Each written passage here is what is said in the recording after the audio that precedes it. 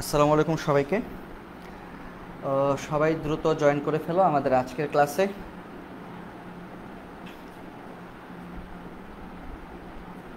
আমাদের আজকের ক্লাস পরিবেশ রসায়ন পার্ট 5। ইতিমধ্যে আমরা পরিবেশ রসায়নের 4টি পার্ট পড়েছি, তো আজকে আমরা পঞ্চম পর্বে চলে যাচ্ছি। তো সবাই একটু দ্রুত ক্লাসে জয়েন করে ফেলো, আমরা এখনই আমাদের ক্লাসটা শুরু করব। তো আমাকে অলরেডি জানাচ্ছ, আমাকে মুনতাহা মুন্নি বলছো ভাইয়া কারেন্ট নাই। হ্যাঁ ভাইয়া, কারেন্ট এবং ওয়াইফাই বা ডাটা এগুলা গত কয়েকদিন ধরেই খুব বেশি ডিস্টার্ব করছে। তো সে কারণে আসলে আমি বুঝতে পারছি, অনেকেই আমাকে জানিয়েছে যে কারেন্ট ক্লাস শুরু হলে দেখা যায় 5-10 মিনিট যাওয়ার পরই কারেন্ট চলে যাচ্ছে, যার কারণে পরবর্তীতে আবার কারেন্ট আসলে আবার ক্লাসে জয়েন করাটা তোমাদের জন্য একটু সমস্যা হয়ে যাচ্ছে। তো যাদের নিরবিচ্ছিন্নভাবে পুরো ক্লাস করতে পারবা অবশ্যই করবা, আর যাদের হচ্ছে মাঝখানে কারেন্ট চলে যাবে বা কোনো একটা ত্রুটি দেখা দিবে তারা হচ্ছে পরবর্তীতে অবশ্যই ক্লাসটা রেকর্ডিং করে নিবা, ঠিক আছে? কারণ ক্লাসগুলো সবগুলো কিন্তু রেকর্ড করা থাকে, সবগুলো ক্লাসই তোমরা শিক্ষাঙ্গনের পেজে অথবা আমাদের যে ফেসবুক গ্রুপ আছে অথবা আমাদের ইউটিউব চ্যানেলে গেলে কিন্তু ক্লাসগুলো প্রত্যেক দিনের ক্লাস প্রত্যেক দিন আপলোড করে দেওয়া হয়। তো সেখান থেকে হচ্ছে তোমরা ক্লাসগুলো পেয়ে যাবা। তো এই মুহূর্তে কারা কারা জয়েন করেছো আমার সাথে তারা আমি একটু দেখে ফেলি। এই মুহূর্তে আমার সাথে জয়েন করেছো প্রীতি আছো দেখতে পাচ্ছি, ওয়ালাইকুম আসসালাম সঞ্জিদা। তো যারা যারা ক্লাসে জয়েন করে ফেলেছো, তারপর রোজা আছো, ওয়ালাইকুম আসসালাম। তো সবাই হচ্ছে দ্রুত ক্লাসটাকে একটু শেয়ার করে ফেলবে যাতে করে হচ্ছে তোমাদের ফ্রেন্ডরাও ক্লাসটা দেখতে পারে, ঠিক আছে? তো আমরা কথা না বাড়িয়ে আমাদের আজকের ক্লাস শুরু করছি। আমাদের এবং আমি দেখতে পাচ্ছি যে আমাদের সাউন্ড আমি ক্লিয়ারলি শুনতে পাচ্ছি এবং স্ক্রিনও দেখা যাচ্ছে। তবে আজকে আমার বাসায় আজকে ওয়াইফাই মানে প্রচুর ঝামেলা করছে সারাদিন ধরেই। তো আমি জানি না আসলে ক্লাসটা ঠিকভাবে নিতে পারবো কিনা স্মুথলি। তো দেখা যাক, চলো শুরু করি। তো আমরা প্রথমে যেটা করব, এই প্রবলেমটা আমরা একটু পরে করব। এই প্রবলেমটা করার আগে আমি যেটা করব সেটা হচ্ছে, আমাদের গত ক্লাসে 3টা অঙ্ক বাড়ি কাজ দেওয়া ছিল। তো আমরা প্রথমে সেই 3টা ম্যাথ আমি করব, তারপরে হচ্ছে আমরা এই প্রবলেমটা শুরু করব। আজকে আমি তোমাদেরকে বলেছিলাম আজকে আমরা ডাল্টনের আংশিক চাপ সূত্রের আমরা সিকিউ করব, যে আমাদের সিকিউ যদি আসে তাহলে আমরা কিভাবে ডাল্টনের আংশিক চাপ সূত্রগুলো ব্যবহার করে আমাদের বোর্ড প্রশ্নগুলো সিকিউতে যে গ এবং ঘ আসে সেগুলো আমরা কিভাবে আলোচনা করতে পারি, এই বিষয়গুলো নিয়ে কিন্তু আজকে আমি কথা বলবো। তাহলে আমরা একটা কাজ করি। আমরা প্রথমে আমাদের গতানুগতিক প্রক্রিয়ায় আমরা প্রথমে যেটা করব সেটা হচ্ছে আমাদের আগের ক্লাসের HWটা সেটা সলিউশন আমি তোমাদেরকে করে দিচ্ছি। তাহলে আমি এখানে লিখে ফেলি HW সলিউশন। আচ্ছা, একটু মোটা কালি নিই, কালিটা একটু মোটা করে দিই। আচ্ছা, HW সলিউশন অফ পার্ট 4। আজকে যেহেতু পার্ট 5, তার মানে এখানে আমাদের পার্ট 4-এর সলিউশনটা আগে আমি করে দিচ্ছি, ঠিক আছে? পার্ট 4 আমরা প্রথমে পার্ট 4-এর সলিউশনটা করব, তারপরে হচ্ছে আমরা আজকে পার্ট 5-এর পড়াটা শুরু করব। তো পার্ট 4 গতকালের ক্লাসে আমাদের 3টা ম্যাথ ছিল, সেই 3টা ম্যাথ আমরা এখন সলিউশন করব। তো আমাদের ম্যাথ নাম্বার 1টা কী ছিল খেয়াল করো। ম্যাথ নাম্বার 1টা আমরা যদি দেখি, এইটা ছিল আমাদের প্রশ্ন। আমাদের 3টা পাত্র ছিল ABC, এবং 3টা পাত্রে আমাদের হচ্ছে গ্যাস ছিল। 3টা পাত্রে আমাদের দেখো একই পরিমাণ চাপ ছিল। এ পাত্রে 101 কিলো প্যাসকেল, বি পাত্রে 101 কিলো প্যাসকেল এবং সি পাত্র আমাদের 101 কিলো প্যাসকেল চাপ ছিল। এবং এই 3টা পাত্রে আমাদের টেম্পারেচার সেম ছিল, 15 ডিগ্রি সেলসিয়াস টেম্পারেচার ছিল। এবং এই 3টা পাত্রকে আমরা পরবর্তীতে আমরা কি করেছি, আমরা হচ্ছে 20 ডিগ্রি সেলসিয়াস তাপমাত্রার 250 সেন্টিমিটার কিউব আয়তনের একটা শূন্য পাত্র, যেটাকে আমরা বলছি ডি পাত্র, সেই ডি পাত্রে আমরা সেটাকে কি করেছি, আমরা হচ্ছে শিফট করেছি, মিশ্রণ তৈরি করেছি, মানে তিনটা আলাদা আলাদা গ্যাস ছিল, তিনটা গ্যাসকে আমরা ডি পাত্রে মিশিয়েছি। তো আমাদের প্রশ্ন ছিল ডি পাত্রে মোট চাপ কত। তো এখানে কনসেপচুয়ালি একটা জিনিস খেয়াল করো, আমাদের এইখানে এ পাত্র, বি পাত্র এবং সি পাত্র এই তিনটা পাত্রের টেম্পারেচার সেম থাকলেও আমাদের ডি পাত্রে টেম্পারেচারটা কি হয়ে গেছে, ডিফারেন্ট হয়ে গেছে। ডি পাত্রে কিন্তু টেম্পারেচারটা 15 ডিগ্রি সেলসিয়াস নাই, 20 ডিগ্রি সেলসিয়াস হয়ে গেছে। তো এই ম্যাথটা একটু ট্রিকি ম্যাথ, একটা জায়গায় গিয়ে একটু ট্রিক্স খাটাতে হবে। সেটা কি, এখানে কিন্তু আমাদের টেম্পারেচারটা কিন্তু সবগুলো পাত্রে সেম না। ডি পাত্রে আমরা যখন যাব তখন কিন্তু আমাদের টেম্পারেচারগত আমাদের কি থাকছে, একটা ডিফারেন্স আমরা দেখতে পাচ্ছি। টেম্পারেচারগত একটা ডিফারেন্স কিন্তু আমরা সেখানে লক্ষ্য করতে পারছি। ওকে, তাহলে আমরা চলো একটু দেখে ফেলি। আমরা তাহলে একটা জিনিস তাহলে আমরা এখন বের করে ফেলি। আমরা যেটা বের করবো সেটা হচ্ছে ডি পাত্রে আমাদের মোট চাপ কত।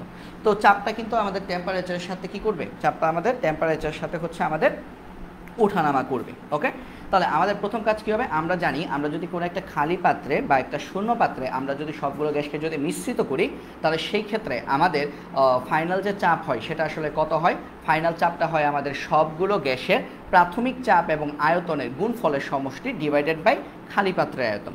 এটা ছিল আমাদের ফর্মুলা, ঠিক আছে, ডিভাইডেড বাই খালি পাত্রের আয়তন, এটা ছিল আমাদের ফর্মুলা। ওকে, তাহলে চলো আমরা একটু দেখে ফেলি তাহলে ম্যাথটা আমরা কীভাবে করব। আমরা এই ম্যাথটা কীভাবে করব, আমি প্রথমে একটু লিখে দিই, বাংলা কথাটা লিখে দিই যে এই ম্যাথটা কেস 1-এর ম্যাথ।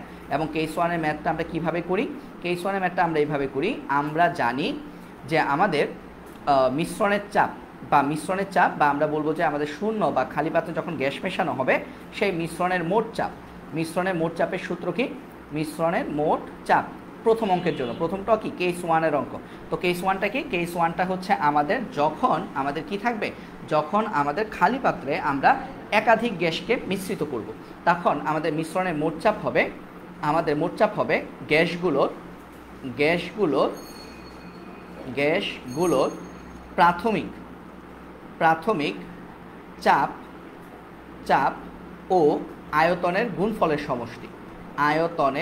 গুণফলের সমষ্টি। এটা তোমাদের পরীক্ষায় লিখতে হবে না, এটা আমি বারবার কেন লিখে দিচ্ছি, যাতে করে তোমাদের এটা মাথায় ঢুকে যায়। কারণ আমরা ম্যাথ করে চলে যাই এক একটা অধ্যায়, কিন্তু আমাদের পরবর্তীতে আবার মনে থাকে না। ডিভাইডেড বাই আমাদের হচ্ছে খালি পাত্রের আয়তন, খালি যে পাত্রটা শুরুতে খালি ছিল সেই পাত্রের আয়তন, ডিভাইডেড বাই খালি পাত্রের আয়তন। এটা হচ্ছে আমাদের কেস 1-এর ম্যাথ করার ফর্মুলা। তাহলে এখন আমরা কি করব, আমরা এখন এখান থেকে আমরা মিশ্রণের মোট চাপ বের করব। তাহলে আমরা এখানে লিখব, এখানে আমাদের মিশ্রণের মোট চাপটা তাহলে কী হবে, মিশ্রণের মোট চাপ আমরা যদি ধরে নেই পি, এবং মিশ্রণের মোট চাপটা কত, ডি পাত্রে মোট চাপ বের করতে বলছে। তাহলে আমরা যদি ধরে নেই মিশ্রণের মোট চাপ হচ্ছে পি অফ ডি, মিশ্রণের মোট চাপ পি অফ ডি, তাহলে সেটা হবে কি, গ্যাসগুলোর প্রাথমিক চাপ এবং আয়তনের গুণফল। তাহলে দেখো এ গ্যাসে যে গ্যাসটা ছিল সেটা তাহলে প্রাথমিক চাপ কত, পি এ, এবং আয়তন কত, ভি এ। তাহলে আমরা এখানে লিখব P A V A, plus B গ্যাসের, বি পাত্রে যখন গ্যাসটা ছিল তখন সেটা কি লিখব, পিবি ভিবি, প্লাস সি পাত্রে যখন গ্যাসটা ছিল তখন সেটাকে আমরা লিখব পিসি ভিসি, ডিভাইডেড বাই খালি পাত্রের আয়তনটাকে আমরা কি বলবো, খালি পাত্রের আয়তনটাকে আমরা ভিডি বলতে পারি, যেহেতু খালি পাত্রটা হচ্ছে ডি পাত্র। অথবা চাইলে তোমরা শুধু ভি লিখতে পারো, কোনো সমস্যা নেই, মানে এটাকে তোমরা শুধু পি লিখতে পারো, এটাকে তোমরা শুধু ভি লিখতে পারো, কোনো সমস্যা নাই। ভাইয়া হচ্ছে ডি পাত্র, এই কারণে আমি এটাকে পিডি এবং ভিডি দিয়ে সম্বোধন করেছি, ঠিক আছে।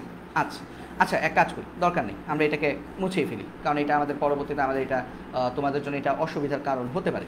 তাহলে এখন দেখি তাহলে আমরা যদি এখন যদি মান যদি বসাই, পি এ কত, 101 কিলো প্যাসকেল। দেখো সবগুলো মান 101 কিলো প্যাসকেল, এই যে দেখো 101 kilo Pascal, 101 kilo Pascal, 101 kilo Pascal. তাহলে পি এ হচ্ছে আমাদের 101 কিলো প্যাসকেল, এবং ভি এ কত, ভি এ হচ্ছে আমাদের 100 সেন্টিমিটার কিউব। দেখো সব সেন্টিমিটার কিউবে দেওয়া আছে, 100, 150, 40, এবং এটা কত, 250। তাহলে এটা হচ্ছে 100 সেন্টিমিটার কিউব, গুণ করলাম। তারপর প্লাস পিবি কত, 100, ইন্টু পিবি 100, এবং এটাকে আমরা গুণ করবো কত দিয়ে, 150 সেন্টিমিটার কিউব দিয়ে, এটাকে আমরা গুণ করবো 150 সেন্টিমিটার কিউব, প্লাস পিসি কত, 100, গুণ করবো কত দিয়ে, সি পাত্রের আয়তন ছিল 40 centimetre cube, 40 centimetre cube, divided by D পাত্রের আয়তন কত ছিল, এই যে 250 সেন্টিমিটার কিউব। তাহলে এটা হচ্ছে আমাদের ভি, 250 সেন্টিমিটার কিউব। তাহলে আমাদের মোট চাপ কত আসবে, খেয়াল করো আমাদের প্রত্যেকটা চাপ ছিল কিলো প্যাসকেলে, তাহলে মোট চাপটা আমরা কিসে বের করবো, কিলো প্যাসকেলে বের করব। তাহলে আমি যদি ম্যাথটা যদি বের করে ফেলি, তাহলে 101 গুণ 100 প্লাস 100 ইন্টু 150। আচ্ছা এটা আমি 100 লিখলাম কেন, পরের দুইটা সবগুলোই তো 101, সবগুলোই 101, আমি 100 লিখেছি কেন, আচ্ছা সবগুলোই 101, ঠিক আছে। তাহলে পরের ম্যাথটা হচ্ছে আমাদের 101 গুণন 150 প্লাস তারপর আবার 101 গুণন 40 ডিভাইডেড বাই 250, তাহলে এটা আসবে আমাদের 117.16 কিলো প্যাসকেল আসবে। ঠিক আছে, তাহলে আমাদের ডি পাত্রে আয়তন কত আসবে? 117.16 কিলো প্যাসকেল। এখন বোঝার বিষয় হচ্ছে এটা কোন তাপমাত্রায় এই চাপটা তুমি পেয়েছো। তোমাদের সবার মনে হতে পারে যে ভাইয়া এটা আমরা 20 ডিগ্রি সেলসিয়াস তাপমাত্রায় এই চাপটা পেয়েছি, বাট না, এখানে এই কনসেপ্টটাতে একটু ট্রিক্স খাটানো হয়েছে। গতকাল ক্লাসে তোমাদেরকে আমি পড়িয়েছিলাম ডাল্টনের আংশিক চাপ সূত্রটা ব্যবহার করতে আমাদের নির্দিষ্ট তাপমাত্রা লাগে, মানে তাপমাত্রা চেঞ্জ করা যাবে না। তাহলে নির্দিষ্ট তাপমাত্রায় ডাল্টনের আংশিক চাপ সূত্রের মাধ্যমে আমরা এখানে মোট চাপ কত পেলাম? 117.16 কিলো প্যাসকেল। তাহলে এই চাপটা আসলে কত তাপমাত্রায় বলেন তো? এই তাপমাত্রাটা হচ্ছে আমরা যে চাপটা পেয়েছি, এই চাপটা হচ্ছে আমাদের 15 ডিগ্রি সেলসিয়াস তাপমাত্রায় পেয়েছি। 20 ডিগ্রি সেলসিয়াস তাপমাত্রায় আমরা এই চাপটা পাইনি, কিন্তু আমাকে বের করতে বলছে কি পাত্রটা, ডি পাত্রটা হচ্ছে 20 ডিগ্রি সেলসিয়াস তাপমাত্রা। তার মানে আমাদেরকে বের করতে হবে কি, আমাদেরকে বের করতে হবে 20 ডিগ্রি সেলসিয়াস তাপমাত্রায় গ্যাসের চাপ কত। এইটা হচ্ছে আমাদের মূল ট্রিকের জায়গাটা, যে আমরা ডাল্টনের আংশিক চাপ সূত্র ব্যবহার করি স্থির তাপমাত্রায়। তার মানে আমার এ পাত্র, বি পাত্র এবং সি পাত্র, এই তিনটা পাত্রের তাপমাত্রা যদি 15 ডিগ্রি সেলসিয়াস হয়, তাহলে অবশ্যই আমি মিশ্রণের যে চাপটা পাবো, মিশ্রণের যে চাপটা পাবো, মানে এই অঙ্কের জন্য ডি পাত্রে বা খালি পাত্রে যে চাপটা পাচ্ছি সেটাও আসবে আমাদের 15 ডিগ্রি সেলসিয়াস তাপমাত্রায়। ঠিক আছে, তাহলে এখন আমাকে বের করতে হবে কি, আমাকে এখন বের করতে হবে 20 ডিগ্রি সেলসিয়াস তাপমাত্রায় তাহলে চাপটা কত। আচ্ছা, এখন তাহলে পরের অংশটা করি। তাহলে আমরা লিখব যে আবার, তাহলে দেখো আবার, তাহলে আমরা এই যে চাপটা, এটাকে আমরা বলতে পারি 15 ডিগ্রি সেলসিয়াস তাপমাত্রায় চাপ। তাহলে খেয়াল করো আবার, তাহলে আমরা বলতে পারি আমাদের যে প্রাথমিক তাপমাত্রা সেটা কত ছিল? 15 ডিগ্রি সেলসিয়াস। প্রাথমিক তাপমাত্রা যেটা হচ্ছে আমরা পেলাম কত? T1 সমান আমরা বলবো 15 ডিগ্রি সেলসিয়াস। এখন এই 15কে আমরা কি করব? আমরা সুন্দর করে আমরা কেলভিনে নিয়ে যাব 273 যোগ করে, এবং আমার চূড়ান্ত তাপমাত্রা কত লাগবে? আমার লাগবে 20 ডিগ্রি সেলসিয়াস তাপমাত্রায় আমার চাপটা কত। তাহলে চূড়ান্ত তাপমাত্রা T2 সমান হচ্ছে আমার 20 ডিগ্রি সেলসিয়াস, এটা সমান আমরা লিখে ফেলবো 293 কেলভিন। এখন প্রাথমিক চাপ আমরা কত পেলাম? মিশ্রণের প্রাথমিক চাপ আমি লিখব, এখানে লিখব মিশ্রণের প্রাথমিক চাপ। তাহলে মিশ্রণের প্রাথমিক চাপ আমরা পেয়ে গেলাম P1, যেটা আমি পেয়েছি 117.16 কিলো প্যাসকেল। আসলে আমাদেরকে বের করতে বলছে 20 ডিগ্রি সেলসিয়াস তাপমাত্রায় মোট চাপ কত। তাহলে মিশ্রণের চূড়ান্ত চাপ P2 আমরা বের করব, মিশ্রণের চূড়ান্ত চাপ P2 আমাদেরকে বের করতে হবে। তো এটাই হচ্ছে আমাদের সামান্য যে ট্রিক্সটা খাটানো হয়েছে এই ম্যাথের, সেটা। তাহলে এটা কি সূত্র বলো তো?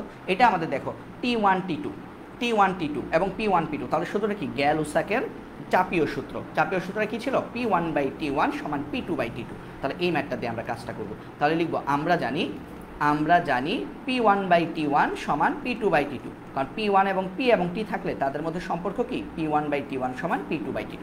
তো এখান থেকে আমরা P2 বের করে ফেলবো, এবং সেই P2টাই হচ্ছে 20 ডিগ্রি সেলসিয়াস তাপমাত্রায় খালি পাত্রের মোট চাপ। খালি পাত্রে যখন সবগুলো গ্যাস যখন দেওয়া হবে, মানে সবগুলো গ্যাসকে যখন A B C এই তিনটা গ্যাসকে যখন খালি পাত্রে নিয়ে যাওয়া হবে, তখন ওই খালি পাত্রে মোট চাপ হচ্ছে P2 20 ডিগ্রি সেলসিয়াস তাপমাত্রায়। তাহলে P2 সমান কত আসবে? P2 সমান আসবে আমার উপরে হবে P1 T2 এবং নিচে আসবে আমার T1। ঠিক আছে, তাহলে এখান থেকে আমরা তাহলে কি পাবো?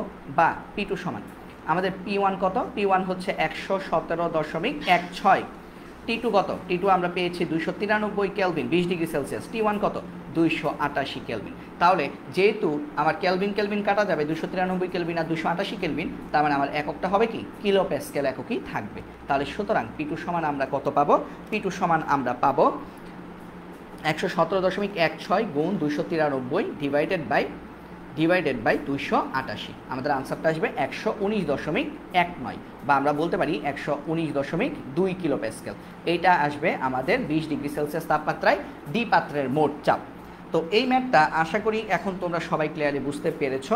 এই ম্যাথটা সবাই আশা করি এখন ক্লিয়ারলি বুঝতে পেরেছো। এখানে আমরা কি করব? আমরা গড় বাঁধা যেভাবে ম্যাথ করতাম, যে কেস 1-এর ম্যাথগুলো কীরকম ছিল, আমরা P1 B1 plus P2 B2 এভাবে করে আমি হচ্ছে ডিভাইডেড বাই ভি দিয়ে ফেলবো। ওভাবে সব ম্যাথ করা যাবে না, আমাকে দেখতে হবে আমাদের প্রত্যেকটা গ্যাসের যে তাপমাত্রা আর খালি পাত্রের যে তাপমাত্রা, দুইটা তাপমাত্রা সেম কিনা। এই ম্যাথে কিন্তু আমরা দেখলাম দুইটা তাপমাত্রা সেম না। যেহেতু দুটি তাপমাত্রা সেম আসে নাই, সেহেতু আমরা এখানে কিন্তু গ্যাল-উসাকের সূত্রটা আমরা ব্যবহার করতে বাধ্য হলাম। ঠিক আছে, আচ্ছা। তারপর আমাদের পরের যে বাড়ি কাজটা ছিল সেটা ছিল আমাদের এই সংযোগকারী নলের জন্য, সংযুক্তকারী নলের জন্য আমাদের বাড়ি কাজ দুইটা। এই যে সংযুক্তকারী নলের জন্য আমাদের বাড়ি কাজ ছিল দুইটা। তো আমাদের প্রথম বাড়ি কাজটা কি বলছিল? বাড়ি কাজ ছিল আমাদের দুইটাই সেম তাপমাত্রা, দেখো 27°C এবং 27°C। একটার মধ্যে আমাদের 5 ATM নাইট্রোজেন গ্যাস আছে, একটার মধ্যে আমাদের 3 ATM অক্সিজেন গ্যাস আছে, একটার মধ্যে আমাদের একটার পাত্রের আয়তন হচ্ছে 8 DM3, আরেকটা হচ্ছে 12 DM3। ঠিক আছে, তো যদি দুইটা যদি সেম ইউনিটে থাকে সেক্ষেত্রে কিন্তু আমার DM3কে আর লিটারে অথবা মিটার কিউবে নেওয়ার দরকার নাই। আমরা কখন ইউনিট চেঞ্জ করব? যদি একটা পাত্রের আয়তন মনে করো থাকতো সেন্টিমিটার কিউব, আরেকটা পাত্রের আয়তন থাকতো মনে করো মিটার কিউব, তখন হয়তো আমরা দুইটাকেই সেন্টিমিটার কিউব বানাতাম অথবা দুইটাকেই মিটার কিউব বানাতাম। বাট এই অঙ্কের জন্য দেখো এইখানেও আয়তন DM3 ডেসিমিটার কিউব, এইখানেও আয়তন ডেসিমিটার কিউব, তাহলে এটাকে আর চেঞ্জ করার দরকার নেই, কারণ কি আলটিমেটলি কাটা চলে যাবে, কাটাকাটি চলে যাবে। এখানেও দেখো 5 ATM, এখানে দেখো 3 ATM, তার মানে এদেরকে আমরা কষ্ট করে কিলো প্যাসকেল বা প্যাসকেল অন্য কোনো এককে ট্রান্সফার করার দরকার নেই, কারণ কি কাটাকাটি হয়েই যাবে। ওকে, সংযোগকারী নলের জন্য আমাদের ফর্মুলাটা কি ছিল? আমি আগে ফর্মুলাটা তোমাদের শেখাবো। 2 নম্বরের অঙ্কের জন্য আমরা জানি আমাদের বাংলায় যে ফর্মুলাটা ছিল সেটা ছিল সংযোগকারী নলের ক্ষেত্রে, সংযোগকারী নলের ক্ষেত্রে মানে আমরা যদি নল দিয়ে আমরা যদি একাধিক গ্যাসকে যদি যুক্ত করে দিই, তাহলে সংযোগকারী নলের ক্ষেত্রে আমাদের মিশ্রণের যে মোট চাপ, মিশ্রণের মোট চাপের সূত্রটা আমাদের কি ছিল? মিশ্রণের মোট চাপ এটা ছিল আমাদের গ্যাসের প্রাথমিক চাপ ও আয়তনের গুণফলের সমষ্টি, প্রাথমিক চাপ ও আয়তনের গুণফলের সমষ্টি, গুণফলের সমষ্টি, তার মানে P1V1 প্লাস P2V2 আর কি, গুণফলের সমষ্টি ডিভাইডেড বাই নিচে হচ্ছে প্রাথমিক আয়তনের সমষ্টি, প্রাথমিক আয়তনের সমষ্টি। উপর হচ্ছে চাপ এবং আয়তনের গুণফলের সমষ্টি, আর নিচে হচ্ছে আয়তনের সমষ্টি। ঠিক আছে, তাহলে এখানে আমরা ম্যাথটাতে আমরা কি পেলাম? খেয়াল করো, ম্যাথটাতে কি বলা আছে? নাইট্রোজেন গ্যাস এবং অক্সিজেন গ্যাস বলা আছে, মোট চাপ বের করতে বলছে। তাহলে এই ক্ষেত্রে আমাদের মিশ্রণের মোট চাপ কত আসবে? এই ক্ষেত্রে আমাদের মোট চাপ পি হবে আমাদের গ্যাসের প্রাথমিক চাপ। প্রথম গ্যাসটা কি? নাইট্রোজেন গ্যাস, তাহলে নাইট্রোজেন গ্যাসের প্রাথমিক চাপকে আমরা পি নাইট্রোজেন বলতে পারি, এবং নাইট্রোজেন গ্যাসের প্রাথমিক আয়তনকে আমরা ভি নাইট্রোজেন বলতে পারি। এটার সাথে আরেকটা গ্যাস কি ছিল? অক্সিজেন গ্যাস, তাহলে অক্সিজেন গ্যাসের প্রাথমিক চাপকে আমরা পি অক্সিজেন বলতে পারি, এবং অক্সিজেন গ্যাসের প্রাথমিক আয়তনকে আমরা ভি অক্সিজেন বলতে পারি, এবং এই দুইটা কী হবে? যোগ করব, সমষ্টি ডিভাইডেড বাই প্রাথমিক আয়তনের সমষ্টি। তাহলে নাইট্রোজেনের প্রাথমিক আয়তন ভি নাইট্রোজেন এবং অক্সিজেনের প্রাথমিক আয়তন ভি অক্সিজেন। ঠিক আছে, এইভাবে করে আমরা ম্যাথটা করব। এখন আমরা জাস্ট মান বসিয়ে দিব। দেখো পি নাইট্রোজেন কত? 5 ATM, আর পি নাইট্রোজেন হচ্ছে 5 ATM, আর পি আর ভি নাইট্রোজেন কত? 8 DM3, তাহলে 5 × 8 প্লাস অক্সিজেনের পি কত? 3 ATM, আর অক্সিজেনের ভি কত? 12 DM3, তাহলে 3 × 12 ডিভাইডেড বাই একটা হচ্ছে 8 DM3 আর একটা হচ্ছে 12 DM3, যোগ করে দিলাম। তাহলে আমাদের আনসারটা কত আসবে? উপরে হচ্ছে 40 আর 3 12 36, তার মানে 76, নিচে হচ্ছে 20। তাহলে হিসাব করলে আমাদের আনসারটা আসবে 3.8 ATM এককে আমাদের আনসারটা চলে আসবে। কেন বলো তো? নিচে দেখো, নিচে দুইটা যোগফলও লিটার, এবং এখানে আমাদের কি আছে? এখানে কিন্তু ছিল আমাদের ATM লিটার, তাহলে লিটার কাটা। ঠিক আছে, লিটার কাটা, তাহলে লিটার যদি কাটা যায় আমাদের আনসারটার একক কী হবে? ATM একক হবে। তাহলে এটা ছিল আমাদের 2 নাম্বার ম্যাথের আনসার। ঠিক আছে, এবং আমাদের আরেকটা ম্যাথ ছিল যেটা হচ্ছে এটা, এই ম্যাথটাও আমরা পারবো, সেম ম্যাথ। 20 লিটার 2 ATM এবং 50 লিটার 6 ATM হাইড্রোজেন গ্যাস, আর ওটা হচ্ছে অক্সিজেন গ্যাস। তাহলে এটার জন্য আমরা ম্যাথটা কীভাবে করব? 3 নাম্বার যে ম্যাথটা, এই ম্যাথটা আমরা কীভাবে করব? এই ম্যাথটা আমরা করব এইভাবে যে আমাদের গ্যাস মিশ্রণের মোট চাপ, যে আমাদের পি ইকুয়াল টু কী হবে? একটা পাত্রে কি আছে? অক্সিজেন গ্যাস প্রথম পাত্রে, পরের পাত্রে হাইড্রোজেন গ্যাস। তাহলে অক্সিজেন গ্যাসেরটা আমরা কীভাবে লিখব? P oxygen into V oxygen, plus hydrogen গ্যাসেরটা কীভাবে লিখব? P hydrogen into V hydrogen divided by নিচে হবে আয়তনের সমষ্টি, তার মানে V oxygen plus V hydrogen. তাহলে আমরা এখন মান বসিয়ে দিব। তাহলে এগুলো খুব সিম্পল ম্যাথ, খেয়াল করি এগুলো কিন্তু খুবই সিম্পল ম্যাথ, এগুলোই আমাদের আসে। তাহলে এটা কত? 2 এবং 20, তাহলে 2 × 20, উপরে হচ্ছে 2 × 20, 2 হচ্ছে এটিএম, 20 হচ্ছে লিটার। আর হাইড্রোজেনেরটা কী কী দেওয়া আছে? 6 এটিএম 50 লিটার, তাহলে 6 × 50, 6 × 50। আর আয়তন বি অক্সিজেন কত? 20 লিটার, আর হাইড্রোজেন কত? 50 লিটার। তাহলে এটা আমরা হিসেব করলে আমাদের কত আসবে? এটা আমরা যদি হিসেব করি তাহলে আমাদের আসবে, উপর হচ্ছে 20 × 40 আর 300, তার মানে 340, আর নিচে হচ্ছে আমাদের 70। তাহলে হিসেব করলে কত আসে দেখো, 340/70, 340 / 70, আনসার আসবে 4.857 বা 4.86 এটিএম। তাহলে আমাদের মিশ্রণে মোট চাপ আসবে 4.86 এটিএম। তাহলে দেখো সিম্পলি কিন্তু আমরা ম্যাথগুলো করে ফেলতে পারলাম। তাহলে এটা ছিল আমাদের লাস্ট ক্লাসের, মানে গতকালকের ক্লাসের আমাদের বাড়ির কাজের সলিউশন। তো আমাকে একটু যারা যারা এই মুহূর্তে ক্লাস করছো কমেন্টে জানাও যে তোমরা বুঝতে পেরেছো কিনা, এতটুকু পর্যন্ত সবাই ক্লিয়ার কিনা, এতটুকু পর্যন্ত তোমরা সবাই ক্লিয়ার কিনা আমাকে একটু জানাও, দ্রুত কমেন্টে জানিয়ে দাও। তারপর আমরা আমাদের পরের টপিকে যাচ্ছি, ঠিক আছে? এতটুকু পর্যন্ত ক্লিয়ার কিনা আমাকে জানাও।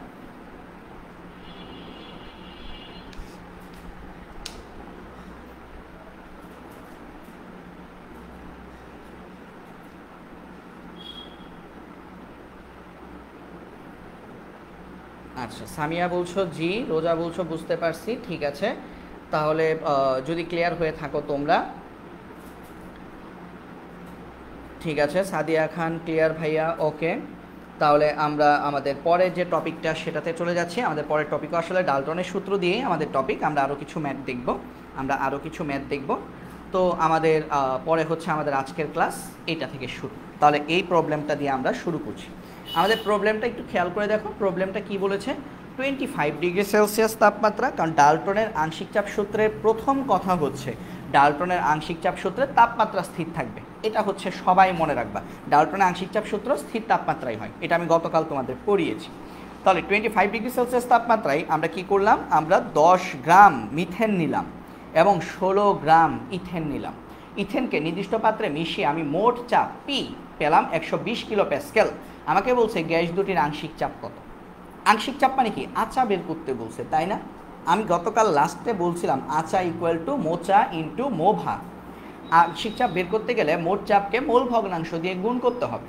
তাহলে মোট চাপ কিন্তু আমরা জানি, মোচা আমরা জানি 120 কিলো প্যাসকেল। আমার আচা বের করতে হবে, তার মানে আমি মোল ভগ্নাংশ বের করব।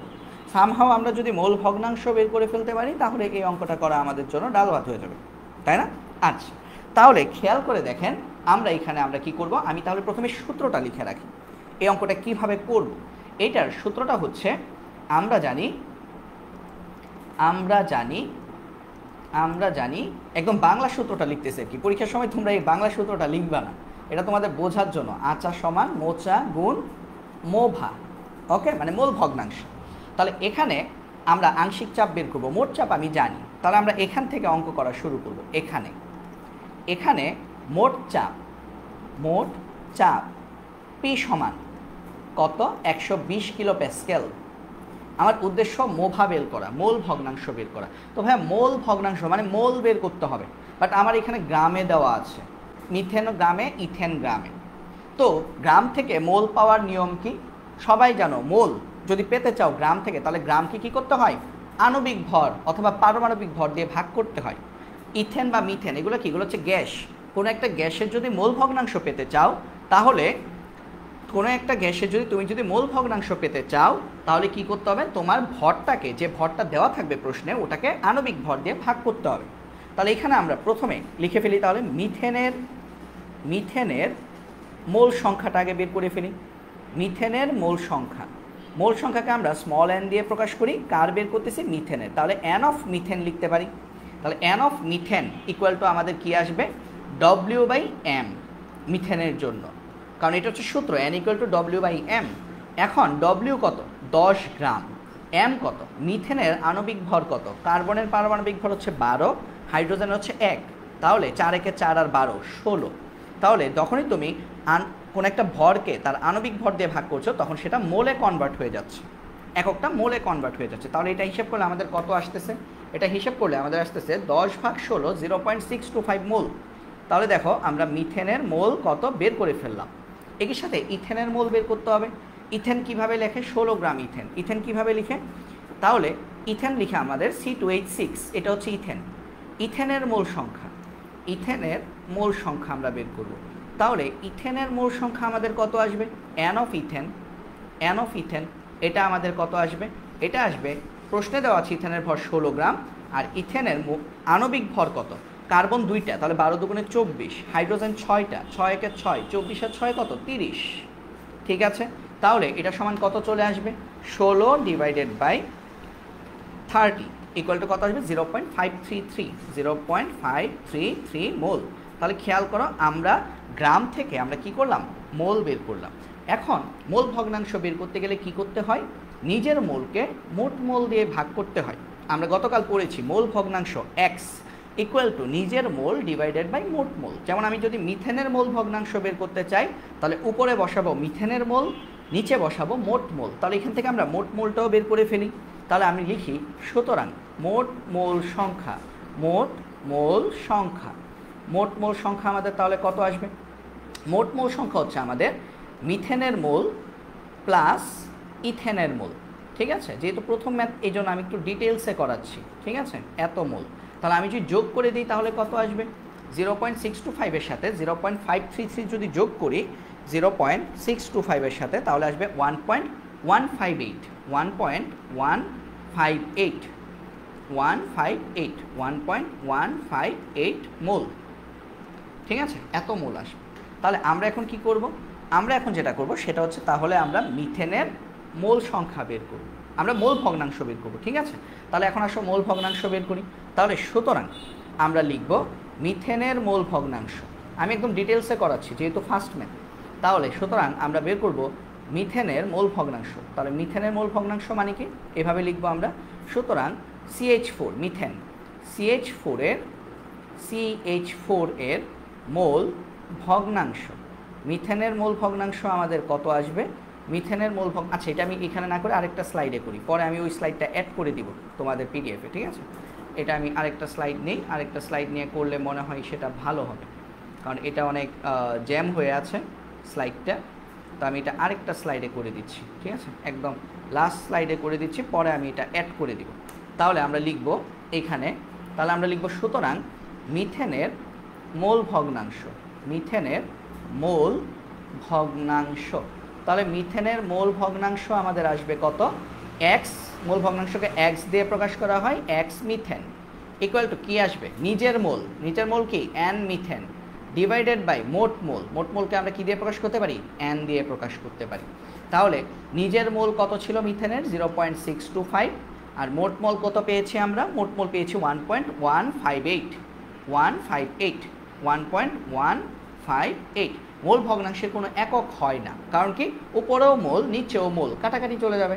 অর্থাৎ মিথেনের মোল ভগ্নাংশ আমরা পাচ্ছি 0.625 ডিভাইডেড বাই 1.158, 0.54 পাবো আমরা, 0.54। এটা হচ্ছে মিথেনের মোল ভগ্নাংশ। এবং ইথেনের মোল ভগ্নাংশ আমরা কত পাবো? C2H6 এর মোল ভগ্নাংশ। আরেকটা কথা মনে রাখবা, মোল ভগ্নাংশের যোগফল কত হবে? 1, কারণ মোল ভগ্নাংশ মোট হবে 100%, মানে 1 হবে। সবগুলো যোগ করলে মোল ভগ্নাংশ আমরা 1 পাবো। মোল ভগ্নাংশের যোগফল সবসময় 1 হয়। তাহলে এটা যদি 0.54 হয়, ওইটা কত হবে? 0.46 হবে। ঠিক আছে, যদি 46 না হয় তাহলে বুঝবা যে, মানে যোগফল যদি 1 না হয় তাহলে বুঝবা তোমার অঙ্ক ভুল হয়েছে, ক্যালকুলেশনও ভুল হয়েছে। পারমিজিবল আছে 0.99 হলেও হবে, 0.99 হলেও হবে, কারণ অনেক সময় আমাদের ক্যালকুলেটারে আমরা ডিজিট একটা দুটা কম ধরি, সেই ক্ষেত্রে আমাদের পুরোপুরি একদম 1 আসবে না। ঠিক আছে, মানে 1 থেকে একটু কমও আসতে পারে বা বেশিও আসতে পারে, বাট 0.99 আসবে অ্যাটলিস্ট। তাহলে এটা কত আসবে?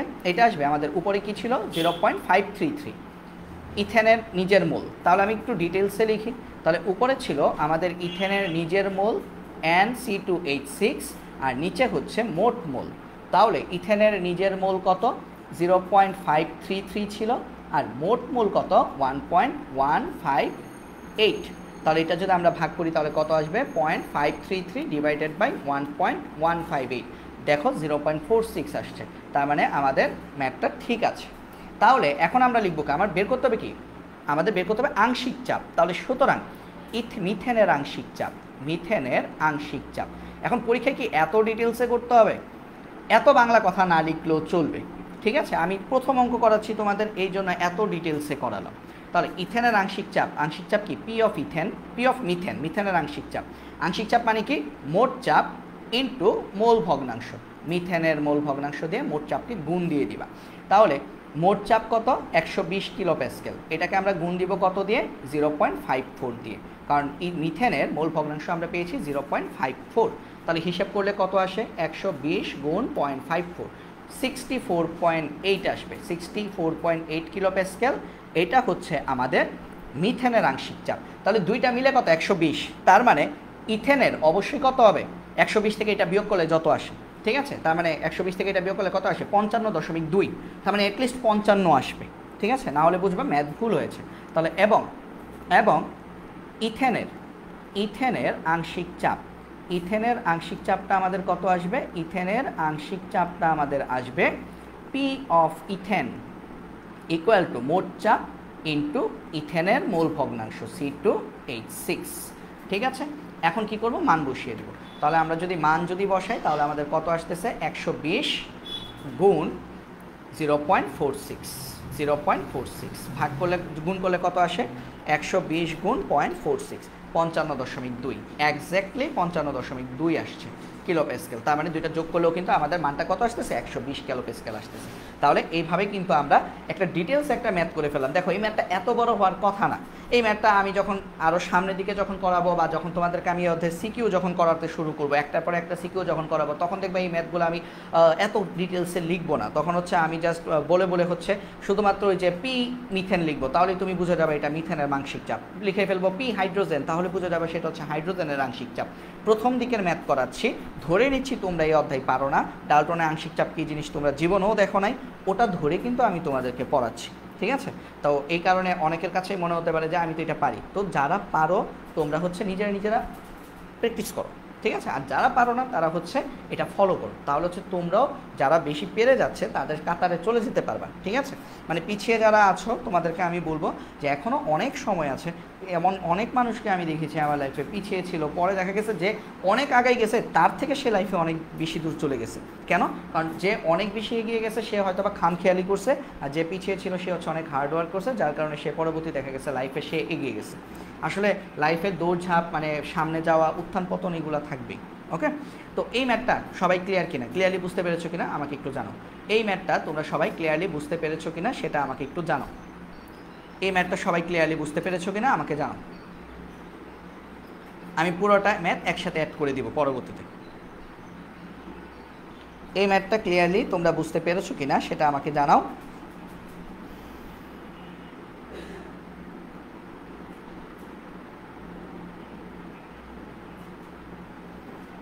এতটুকু পর্যন্ত যা বললাম তোমরা বুঝতে পেরেছো কিনা সেটা হচ্ছে আমাকে জানাও।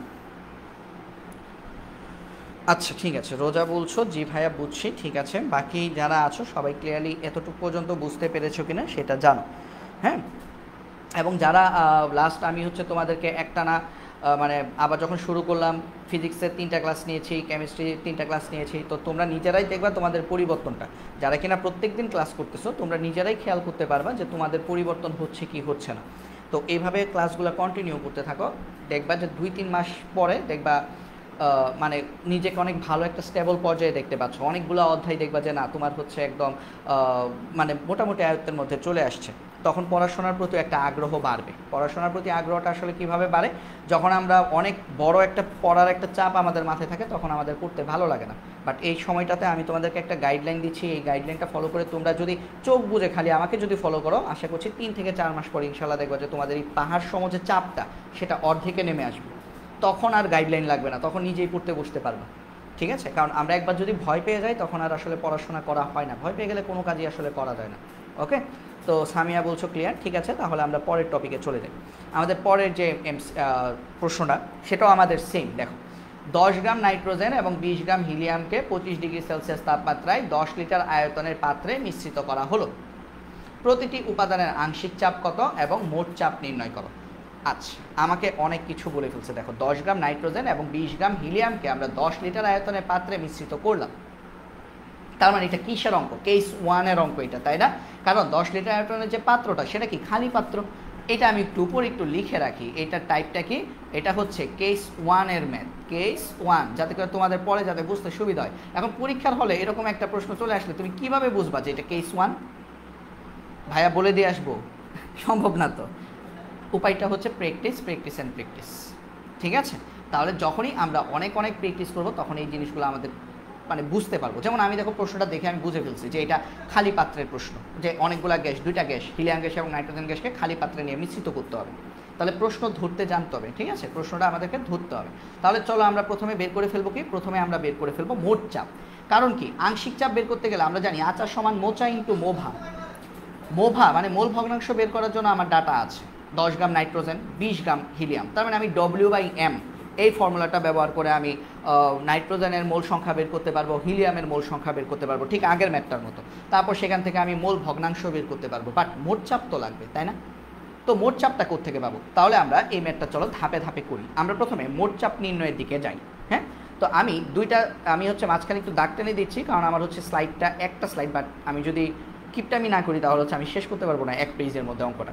তাহলে এই পাশে আমরা মোট চাপ নির্ণয় করব। এই পাশে আমরা প্রথমে আমরা ম্যাথটা শুরু করব মোট চাপ নির্ণয় দিয়ে। মোট চাপ নির্ণয়, তাহলে মোট চাপ নির্ণয়ের ধাপ কি, মোট চাপ কি, এটা কেস 1। কেস 1-এর ক্ষেত্রে মোট চাপের ফর্মুলাটা কি আমি সরাসরি এখন লিখে ফেলছি, এখন আর তো বাংলা কথা লিখবো না। মোট চাপের ফর্মুলা কি, যতগুলো গ্যাস আছে তাদের প্রাথমিক চাপ এবং আয়তনের গুণফলের সমষ্টি। তাহলে গ্যাস কি কি আছে? গ্যাস আছে আমাদের কি বলে, আমাদের আছে নাইট্রোজেন গ্যাস এবং হিলিয়াম গ্যাস আছে। ঠিক আছে, বাট কথা হচ্ছে মোট চাপ লাগলেও তো আমাদের কি লাগবে, প্রাথমিক অবস্থায় গ্যাসগুলার হচ্ছে চাপ লাগবে, তাই না? প্রাথমিক অবস্থায় গ্যাসগুলো চাপ লাগবে। আচ্ছা, এই প্রশ্নটা কি কোথাও কি একটু ইয়ে আছে? আমি একটু খেয়াল করে দেখি প্রশ্নটাতে। আসলে আমার কাছে যেটা মনে হচ্ছে সেটা হচ্ছে প্রশ্নটার মধ্যে একটু ঘাটতি আছে। তো একটা মিনিট সময় দাও, আমি একটু মূল বই থেকে আমি দেখে ফেলি প্রশ্নটাতে আমাদের কোনো ঘাটতি আছে কিনা। আমার কাছে মনে হচ্ছে যে প্রশ্নটাতে ঘাটতি আছে।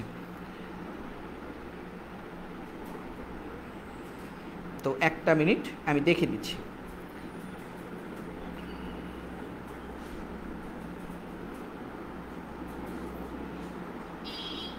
না ঠিক আছে, প্রশ্ন ঠিক আছে। এখন খেয়াল করে দেখো, এখানে আংশিক চাপ যে বের করবা, এটা কেস 1-এর ম্যাথ বললো। আসলে এটা কেস 1 দিয়েও করা যাবে না। কেন? কারণ আংশিক মানে আমার তো চাপ লাগবে। নাইট্রোজেন গ্যাস প্রাথমিক অবস্থায় কত চাপে ছিল আমি জানি না, হিলিয়াম গ্যাস প্রাথমিক অবস্থায় কত চাপে ছিল আমি জানি না।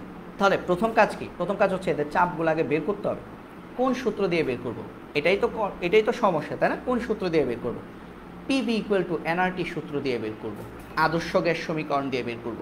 কিভাবে খেয়াল করো, দেখো এখানে আমরা যদি দেখি তাপমাত্রাটা কত দেওয়া আছে, তাপমাত্রা হচ্ছে 25 ডিগ্রি সেলসিয়াস।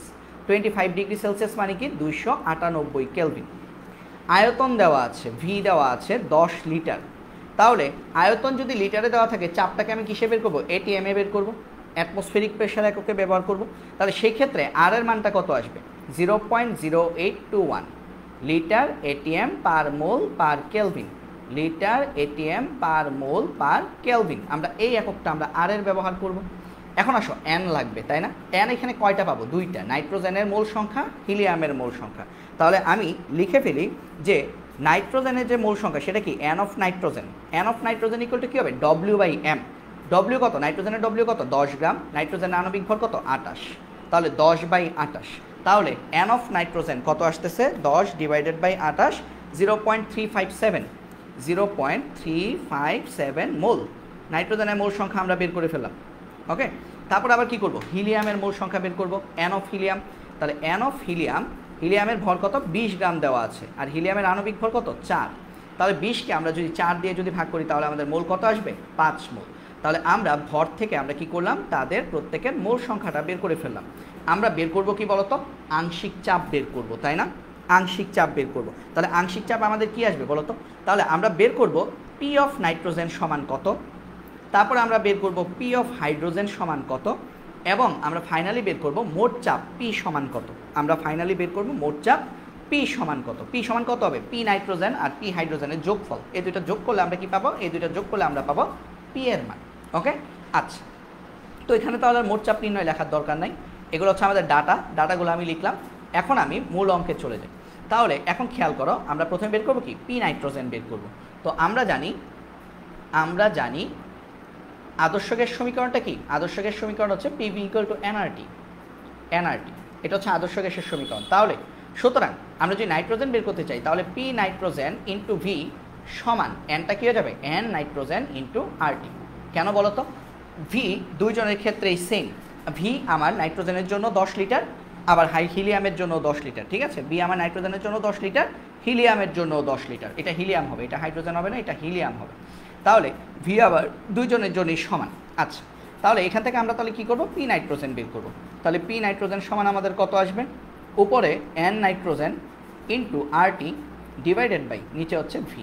তাহলে আমরা যে মানগুলো যদি বসিয়ে ফেলি তাহলে কত আসবে, এন নাইট্রোজেন কত 0.357 ইন্টু আর কত 0.0821 ইন্টু টি কত, টি হচ্ছে 298 কেলভিন। আচ্ছা, একটু পিছিয়ে লিখি তাহলে হচ্ছে সুবিধা হবে, নাহলে হিজিবিজি হয়ে যাবে, পরে তোমাদের বুঝতে সুবিধা হবে না।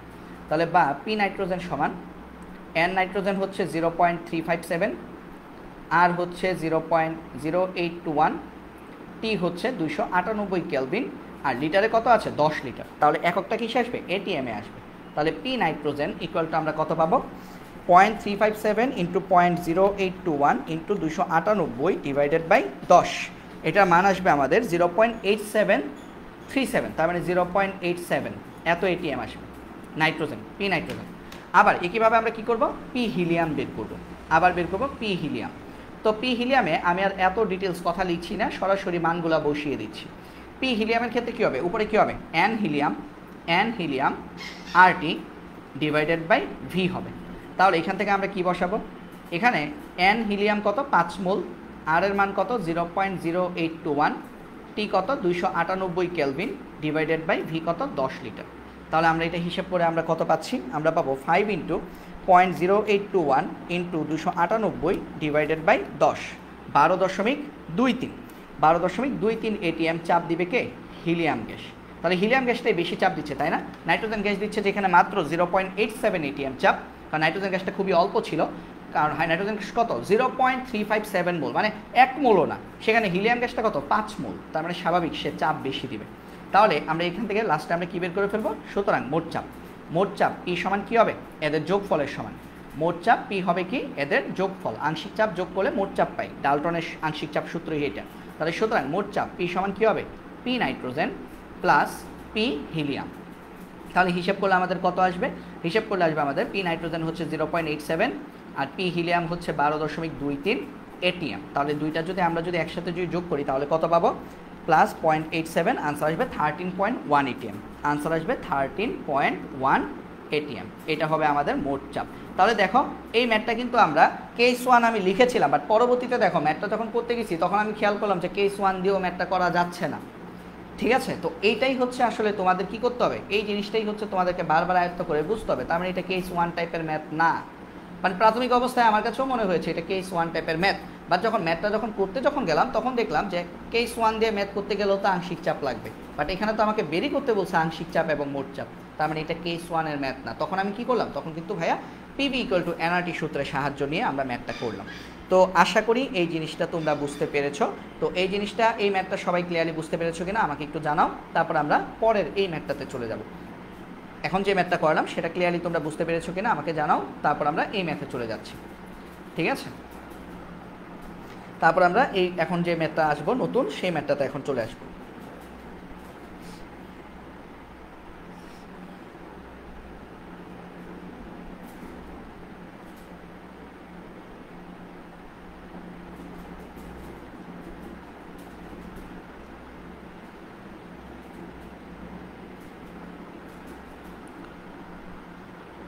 এতটুকু পর্যন্ত ক্লিয়ার কিনা?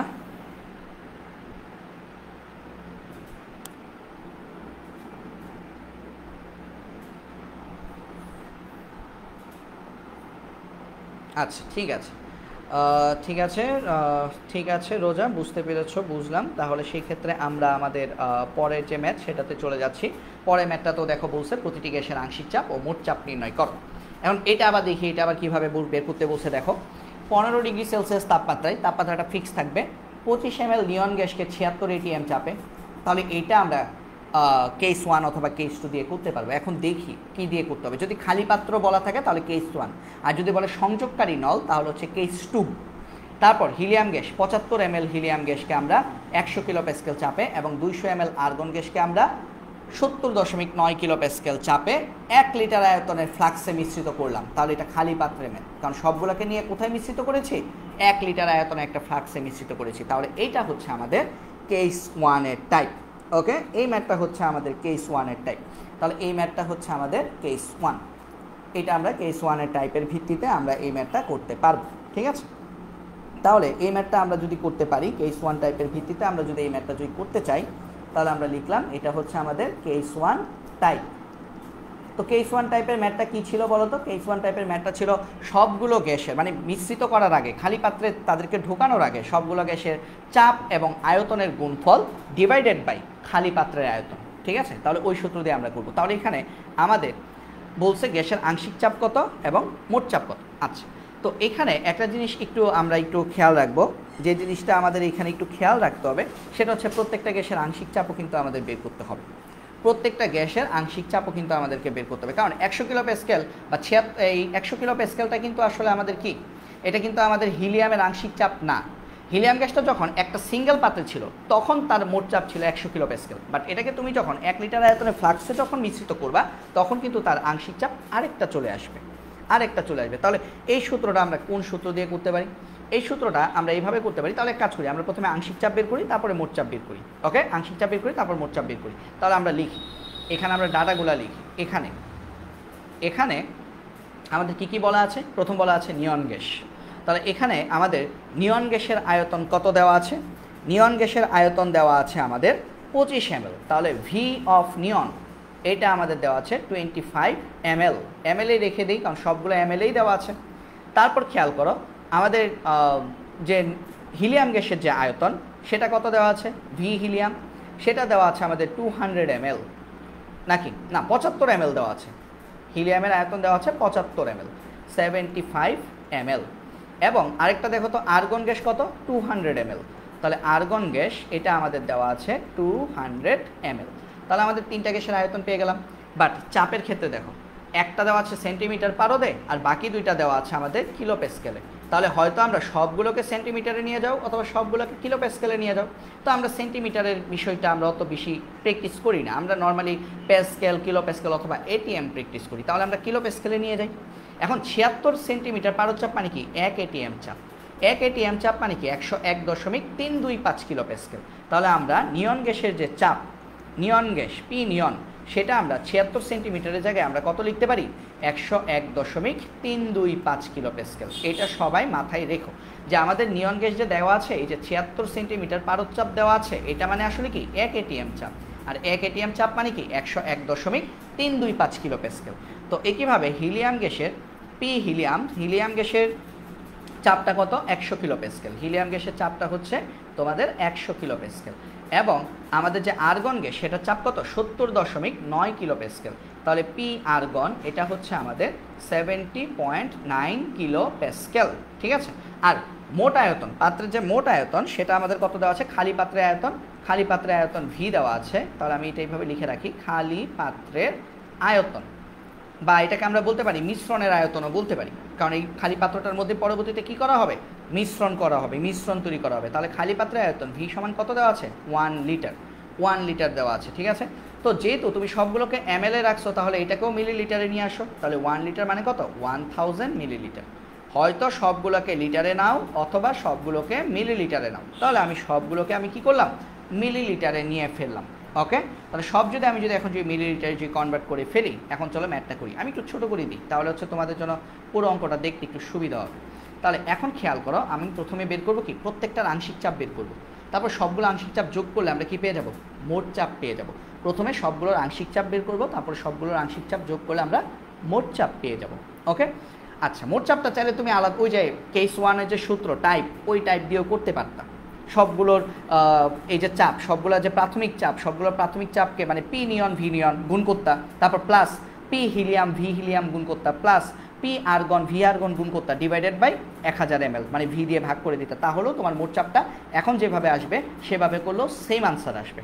বোঝা গেছে? বাট আংশিক চাপের জন্য আমি কি করব? ম্যাথটাকে আগে আংশিক চাপ সবগুলোর বের করে নিব, তারপরে আমরা মোট চাপ বের করব। এখন আংশিক চাপের সূত্র তোমাদের মনে আছে কিনা খেয়াল করো। আংশিক চাপের সূত্র আমরা কিভাবে লিখছিলাম? আমরা লিখছিলাম আংশিক চাপ এফ দিয়ে প্রকাশ করা হয়। আমরা আংশিক চাপের সূত্রটা আমরা এরকম দেখেছিলাম যে আমি যদি বলি প্রথমে নিয়নের আংশিক চাপ, তাহলে এখানে আমাদের যে নিয়নের আংশিক চাপ সেটা কত হবে, খেয়াল করো, নিয়ন এর আংশিক চাপ। তাহলে নিয়নের আংশিক চাপ আমাদের কত হবে, আংশিক চাপকে আমরা ছোট হাতের এফ দিয়ে প্রকাশ করেছিলাম গতকাল। আংশিক চাপ, নিয়নের আংশিক চাপ হচ্ছে এফ নিয়ন ইকুয়াল টু কী হবে, উপরে হবে নিয়নের যে প্রাথমিক চাপ সেটার সাথে নিয়নের প্রাথমিক আয়তনের গুণ ডিভাইডেড বাই আমাদের মোট আয়তন 1 লিটার। ঠিক আছে, তাহলে এটা থেকে আমরা কি পেয়ে যাব, নিয়নের আংশিক চাপ পেয়ে যাব। তাহলে আমরা যদি এটা যদি হিসেব যদি করি তাহলে আমাদের কত আসবে, আমাদের এটার মান আসবে পি নিয়ন কত, পি নিয়ন হচ্ছে আমাদের পি নিয়ন হচ্ছে 101.325, 101.325। আর ভি নিয়ন কত, ভি নিয়ন হচ্ছে আমাদের 25 ml ডিভাইডেড বাই ভি কত, 1000 লিটার, 1000 ml। তাহলে আমরা যদি এটা যদি হিসেব করি কত আসবে, দেখো আমাদের এটা আসবে 101.325 গুণ 25 ডিভাইডেড বাই 1000। তাহলে নিয়নের আংশিক চাপ আসবে আমাদের 2.533 লিখতে পারি, তাহলে 2.53 কিলো প্যাসকেল। ঠিক আছে, সবগুলোর মধ্যে থেকে আমাদের নিয়নের আংশিক চাপটা কত আসলো, 2.53 কিলো প্যাসকেল আসলো। এখন আমরা তারপরে বের করবো কি, তারপর আছে হিলিয়াম। তাহলে আমরা বের করব আবার হিলিয়ামের আংশিক চাপ। তো আমি সরাসরি লিখে ফেলতেছি এফ অফ হিলিয়াম। তাহলে হিলিয়ামের আংশিক চাপ কী হবে, উপরে বসবে হিলিয়ামের চাপ মানে পি হিলিয়াম, তাহলে পি হিলিয়াম কত এখানে 100 কিলো প্যাসকেল, আর ভি হিলিয়াম বসবে, ভি হিলিয়াম কত 75 kilo pascal, 75 millilitre divided by V 1000 millilitre. তাহলে এটা হিসাব করলে আমাদের কত আসবে 7.5 কিলো প্যাসকেল। তাহলে হিলিয়ামের আংশিক চাপ হচ্ছে এখানে 7.5 কিলো প্যাসকেল। ফাইনালি আমরা কি বের করব, আর্গনের আংশিক চাপ। তাহলে এবং আর্গনের আংশিক চাপ কত, এফ অফ আর্গন। তাহলে এফ অফ আর্গন আমাদের কত আসবে, আর্গনের পি আর্গন কত 70.9 আর ভি আর্গন কত 200 ml ডিভাইডেড বাই কত 1000 ml। তাহলে এটা যদি আমরা ভাগ করি তাহলে আমাদের আসবে 14 কত আসবে, এটা আসবে আমাদের হচ্ছে 5 আসবে। তাহলে একটু দেখি আমাদের যদি 200 ml, প্রশ্নটা কি 200 ছিল নাকি 20 ml ছিল, আর্গন 200 ml, আচ্ছা 200 ml ছিল, তাহলে আমাদের এটা আসবে 14.2 আসার কথা। দেখি 70.9 ইন্টু 200 ডিভাইডেড বাই 1000, 14.18, তার মানে 14.2 লিখতে পারি আমরা, 14.2 কিলো প্যাসকেল, 14.2 কিলো প্যাসকেল আসছে। তাহলে এগুলো হচ্ছে সবগুলো আংশিক চাপ বের করে ফেলাম। তাহলে সুতরাং মোট চাপ কত আসবে, মোট চাপ আসবে সবগুলোর যোগফল, নিয়নের আংশিক চাপ যোগ হিলিয়ামের আংশিক চাপ যোগ আর্গনের আংশিক চাপ। তাহলে সবগুলোর আংশিক চাপ যদি যোগ করি তাহলে আমাদের আনসারটা কত আসবে, সবগুলো যোগ করে ফেলবো, সরাসরি আনসারটা বসাই দিই আমি। নিয়নের হচ্ছে 2.53, তারপর হিলিয়ামের হচ্ছে আমাদের 7.5, আর আর্গনের কত, আর্গনের হচ্ছে 14.2। তাহলে যোগ করলে আসবে 24.23। যোগ করলে সবগুলো আমরা যদি যোগ করি তাহলে আমাদের আসবে 24.23 কিলো প্যাসকেল, 24.23 কিলো প্যাসকেল। এটা হচ্ছে আমাদের আনসার। তো এই ম্যাথটা সবাই ক্লিয়ারলি বুঝতে পেরেছো কিনা সেটা একটু আমাকে একটু জানাও। এই ম্যাথটা তোমরা সবাই ক্লিয়ারলি বুঝতে পেরেছো কিনা এটা আমাকে একটু তাড়াতাড়ি দ্রুত কমেন্টে জানাও। এই ম্যাথটা সবাই ক্লিয়ার কিনা, এই ম্যাথটা সবাই ক্লিয়ার কিনা একটু দ্রুত আমাকে জানিয়ে ফেলো। আমরা কি করলাম, আমরা প্রথমে প্রত্যেকের আংশিক চাপ বের করলাম, পরবর্তীতে সবগুলো আংশিক চাপ যোগ করে আমরা মোট চাপ পেয়ে গেলাম। প্রথমে আমরা আংশিক চাপ বের করেছি, পরে আমরা সবগুলো যোগ করে আমরা মোট চাপ বের করেছি। ঠিক আছে, প্রথমে আংশিক চাপ, পরে আমরা মোট চাপ বের করেছি। তো এতটুকু পর্যন্ত সবাই ক্লিয়ারলি বুঝতে পেরেছো কিনা সেটা একটু আমাকে একটু জানাও।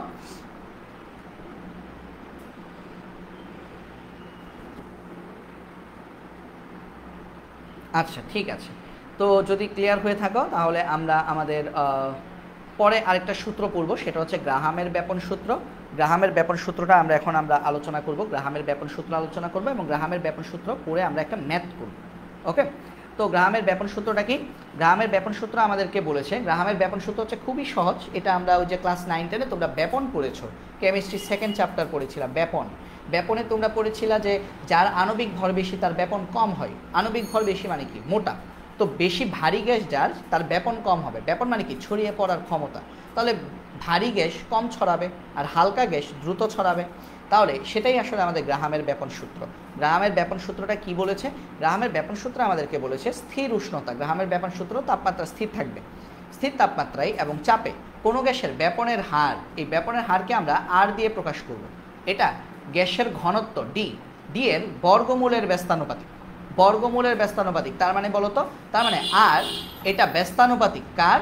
ডি এর ব্যস্তানুপাতিক। শুধু ডি এর ব্যস্তানুপাতিক না, ডি এর বর্গমূলের ব্যস্তানুপাতিক। তাহলে আর প্রপোর্শনাল টু 1/√d। এটা হচ্ছে গ্রাহামের ব্যাপন সূত্র। এটা হচ্ছে গ্রাহামের ব্যাপন সূত্র যে আমাদের আর সমানুপাতিক 1/√d। তাহলে গ্রাহামের ব্যাপন সূত্র কি? স্থির তাপমাত্রা এবং চাপে কোনো গ্যাসের ব্যাপনের হার এর ঘনত্বের বর্গমূলের ব্যস্তানুপাতিক। ঘনত্বের বর্গমূলের ব্যস্তানুপাতিক। ওকে, এখানে ব্যাখ্যা দেওয়া আছে, ব্যাখ্যাটা তোমরা নিজ দায়িত্বে বাসায় পড়বা। ব্যাখ্যাটা দেওয়া আছে, আমি ফাইনালি সূত্রটা একটু ডিরাইভ করে দিই তোমাদেরকে। তাহলে খেয়াল করো, যদি আর সমানুপাতিক 1/√d হয়, তাহলে আমরা যদি দুইটা গ্যাস নিই, একটা হচ্ছে এ গ্যাস আর একটা হচ্ছে বি গ্যাস, তাহলে এ গ্যাসের জন্য আমরা লিখতে পারি আর এ ব্যস্তানুপাতিক কত? √dA, মানে ডি এর বর্গমূলের ব্যস্তানুপাতিক dA। আবার আমরা যদি বি গ্যাস নিই, তাহলে আর বি এটা হবে 1/√dB এর সমানুপাতিক। ঠিক আছে, 1/√dB এর সমানুপাতিক। তার মানে কি? ডিবি এর ব্যস্তানুপাতিক, বর্গমূলের ব্যস্তানুপাতিক। এখন এই 1 এবং 2 আমরা যদি ভাগ করি, এই যে এই সমীকরণটা এখানে, এই সমীকরণটা এখানে, এখন সমানুপাতিক তুলে দিলে আমরা কি পাবো? এই যে একটা করে সমানুপাতিক ধ্রুবক পাবো। তাহলে ভাইয়া যে এই পাশে যা লিখছি সেটাই আসলে এই দুইটা সমীকরণের মধ্যে আছে। খেয়াল করো, আর এ সমান হচ্ছে কে ইন্টু 1/√dA, সমানুপাতিক তুলে দিলে কে আসবে। আবার আর বি সমান কে ইন্টু 1/√dB। এখন আমরা যদি 1কে যদি 2 দিয়ে যদি ভাগ করি, তাহলে আমাদের উপরে থাকবে আর এ, নিচে থাকবে আর বি। এবং খেয়াল করো, 1কে 2 দিয়ে ভাগ করলে আমাদের কে কে কাটা যাবে, কে কাটা যাবে। তাহলে আমাদের ব্যস্তানুপাতিকের ক্ষেত্রে জিনিস কি হয়? উল্টে যায়। এখানে যেহেতু আর এ আছে, এখানে ডিএ হবে না, এখানে উপরে হবে ডিবি আর নিচে হবে ডিএ। খেয়াল করো, বাম পাশে এ উপরে, এই কারণে ডান পাশে এ নিচে। ব্যস্তানুপাতিক সম্পর্কের নিয়মই এইটা, বাম পাশে যেভাবে থাকবে ডান পাশে তার বিপরীতভাবে থাকবে, এবং দুইটার উপরই √, তার মানে এটা হচ্ছে আমাদের ফর্মুলা। এটা হচ্ছে গ্রাহামের ব্যাপন সূত্রের formula. R A by R B সমান √dB/dA। এই ফর্মুলাটা আমরা কখন ব্যবহার করব? এই ফর্মুলাটা তখন ব্যবহার করব যখন আমাদের ঘনত্ব দিয়ে ব্যাপনের হার বের করতে বলবে। এখানে আর হচ্ছে কি? আর এ মানে কি? এ গ্যাসের ব্যাপনের হার। আর বি মানে কি? বি গ্যাসের ব্যাপনের হার। ডিবি মানে কি? বি গ্যাসের ঘনত্ব। ডিএ মানে কি? এ গ্যাসের ঘনত্ব। ডিগুলা দিয়ে আমরা ঘনত্ব বোঝাচ্ছি এবং আর দিয়ে আমরা ব্যাপনের হার বোঝাচ্ছি। ঠিক আছে, তাহলে আমরা এই সূত্রটা কখন ব্যবহার করব? এই সূত্রটা আমরা ব্যবহার করব যখন ঘনত্বের সাপেক্ষে ব্যাপনের হার বের করতে বলবে। ঘনত্বের সাপেক্ষে বা ঘনত্ব দিয়ে যখন তোমাদেরকে বলবে ব্যাপনের হার বের করো, যে কে তাড়াতাড়ি ব্যাপিত হবে, কে পরে ব্যাপিত হবে। তো যেহেতু ব্যস্তানুপাতিক সম্পর্ক, তাহলে ঘনত্বের সাপেক্ষে যখন আমাদেরকে ব্যাপন হার বের করতে বলবে, ব্যাপন হার বের করতে বলবে, ব্যাপন হার বের করতে বলবে। তো এখান থেকে আমরা একটা কনসেপ্ট কি বুঝতে পারি? খেয়াল করতো, কনসেপ্ট হচ্ছে এরকম, আমরা বলছি তারা ব্যস্তানুপাতিক। তার মানে যার ঘনত্ব বেশি তার ব্যাপন হার কম, আর যার ঘনত্ব কম তার ব্যাপন হার বেশি। এটাই তো ব্যস্তানুপাতিক সম্পর্ক, একজন বাড়লে আরেকজন কমবে। তো ঘনত্ব বেশি মানে কি? ঘনত্ব কার বেশি হয়? যে ভারী। তো এখান থেকে কিন্তু আমরা এটাও বলতে পারি ঘনত্ব বেশি কার হয়? মানে যে ভারী। ভারী গ্যাস, ভারী গ্যাসের ঘনত্ব বেশি হবে, ঘন হবে। তার মানে ভারী গ্যাসের ঘনত্ব বেশি হওয়ার কারণে তার ব্যাপন হার কম হবে। আর হালকা গ্যাস, হালকা গ্যাসের আমাদের ঘনত্ব কম হবে। তো হালকা গ্যাসের যদি ঘনত্ব কম হয় তাহলে তার ব্যাপন হার বেশি হবে। তাহলে আরেকটা জিনিস খেয়াল করো, তাহলে ঘনত্বকে, কনসেপ্টটাকে কাজে লাগে আমি তাহলে কি করতে পারি? ভর দিয়েও ব্যাপনের হার বের করতে পারি। চলো সেটা দেখি। দেখো, ব্যাপনের সাথে আণবিক ভরের সম্পর্ক। তো একটু খেয়াল করে দেখো, আমরা ঘনত্ব সমান জানি ভর বাই আয়তন, তার মানে আণবিক ভর ডিভাইডেড বাই দখলকৃত আয়তন। তাহলে আমরা এখান থেকে তাহলে একটা কথা কি লিখতে পারি? একটু খেয়াল করো, আর সমানুপাতিক 1/√d। আবার আমরা জানি ডি সমান m/v, মানে ভর বাই আয়তন। ঠিক আছে, তাহলে এখান থেকে আমরা তাহলে কি লিখতে পারি? বা আর সমানুপাতিক যদি তুলে দিই তাহলে একটা সমানুপাতিক ধ্রুবক দিতে হবে কে ইন্টু 1/√d। আচ্ছা, তাহলে এখান থেকে আমরা আসলে তাহলে কি লিখতে পারছি বলো? এখান থেকে আমরা লিখতে পারছি বা আর সমান আমাদের কে উপরে থাকতেছে, আর √d এর বদলে আমরা কি বসাবো? m/v, m/v। তাহলে খেয়াল করো তো, বা আর ইকুয়াল টু আমরা কি লিখতে পারি? কে যদি উল্টে দাও তাহলে উপরে চলে যাবে ভি, নিচে চলে যাবে এম। সেই কথাটাই কিন্তু এখানে লিখছে। দেখো, আর সমান √v, আর সমান কে ইন্টু √v/m। কীভাবে আসছে আশা করি বুঝতে পেরেছো। ডি সমান m/v, ঘনত্ব সমান ভর বাই আয়তন। এই যে এটা ঘনত্ব সমান ভর বাই আয়তন। তাহলে এই ভর বাই আয়তনটাকে আমরা নিয়ের জায়গায় লিখেছি। তারপর আমরা এটাকে যদি উপরে নিয়ে যাই, গুণ করে ফেলি, তাহলে উল্টে যাবে। উল্টে গিয়ে আমাদের কিন্তু এই লাইনটা আসবে। তাহলে যদি এ গ্যাসের জন্য হয় তাহলে কি হবে? আর এ সমান কে ইন্টু √v/m। কারণ গ্যাস তো পাত্রে পুরো আয়তন দখল করবে, তার মানে এ গ্যাস আর বি গ্যাসের ক্ষেত্রে আয়তনের কোনো চেঞ্জ আসবে না, সবসময় এটা পাত্রের আয়তন হবে, 1 নাম্বার সমীকরণ। আবার আরবি সমান কি K into root over V by M V, 2 number সমীকরণ। তাহলে আমরা এখন যদি 1 আর 2 যদি ভাগ করি তাহলে আমরা কত পাচ্ছি, আর এ বাই আর বি, কে কে কাটা যাবে, কে কে কাটা যাবে, এবং খেয়াল করে এখানে ভিবিও কাটা যাবে। যদি কাটা যায় তাহলে আমাদের উপরে কি থাকতেছে, উপরে থাকতেছে 1 by root over M A, আর নিচে থাকতেছে আমাদের 1 by root over M B. তাহলে আমরা যদি গুণ করে উল্টে দিই তাহলে খেয়াল করতো কি আসবে, 1 by root over M A, আর নিচেরটা চলে যাবে উপরে, এটা হয়ে যাবে রুট ওভার এম বি। তার মানে অ্যাকচুয়ালি আমরা কত পাচ্ছি, অ্যাকচুয়ালি আমরা পাচ্ছি root over M B divided by M A, কার সমানে, আর এ বাই আর বি। তাহলে খেয়াল করো এটাও কিন্তু আমাদের ব্যস্তানুপাতিক সম্পর্কই বোঝাচ্ছে। কিভাবে দেখো, এই বাম পাশে আছে এ গ্যাসের ব্যাপন হার, কিন্তু ডান পাশে আছে বি গ্যাসের আণবিক ভর, মানে বাম পাশে এ হচ্ছে উপরে, ডান পাশে এ হচ্ছে নিচে। এই কন্ডিশনটা কখন হয়, যখন ব্যস্তানুপাতিক সম্পর্ক হয়। তাহলে তার মানে এর দ্বারা আমরা এটাও বলতে পারি তাহলে ব্যাপনের হারের সাথে আণবিক ভরের সম্পর্কও কি ব্যস্তানুপাতিক। একটু আগে দেখছি, কারণ ভারী গ্যাস আণবিক ভর বেশি, ভারী গ্যাস কম ব্যাপিত হবে, কম ছড়াবে, ভারী গ্যাসের ব্যাপন হার কম হবে।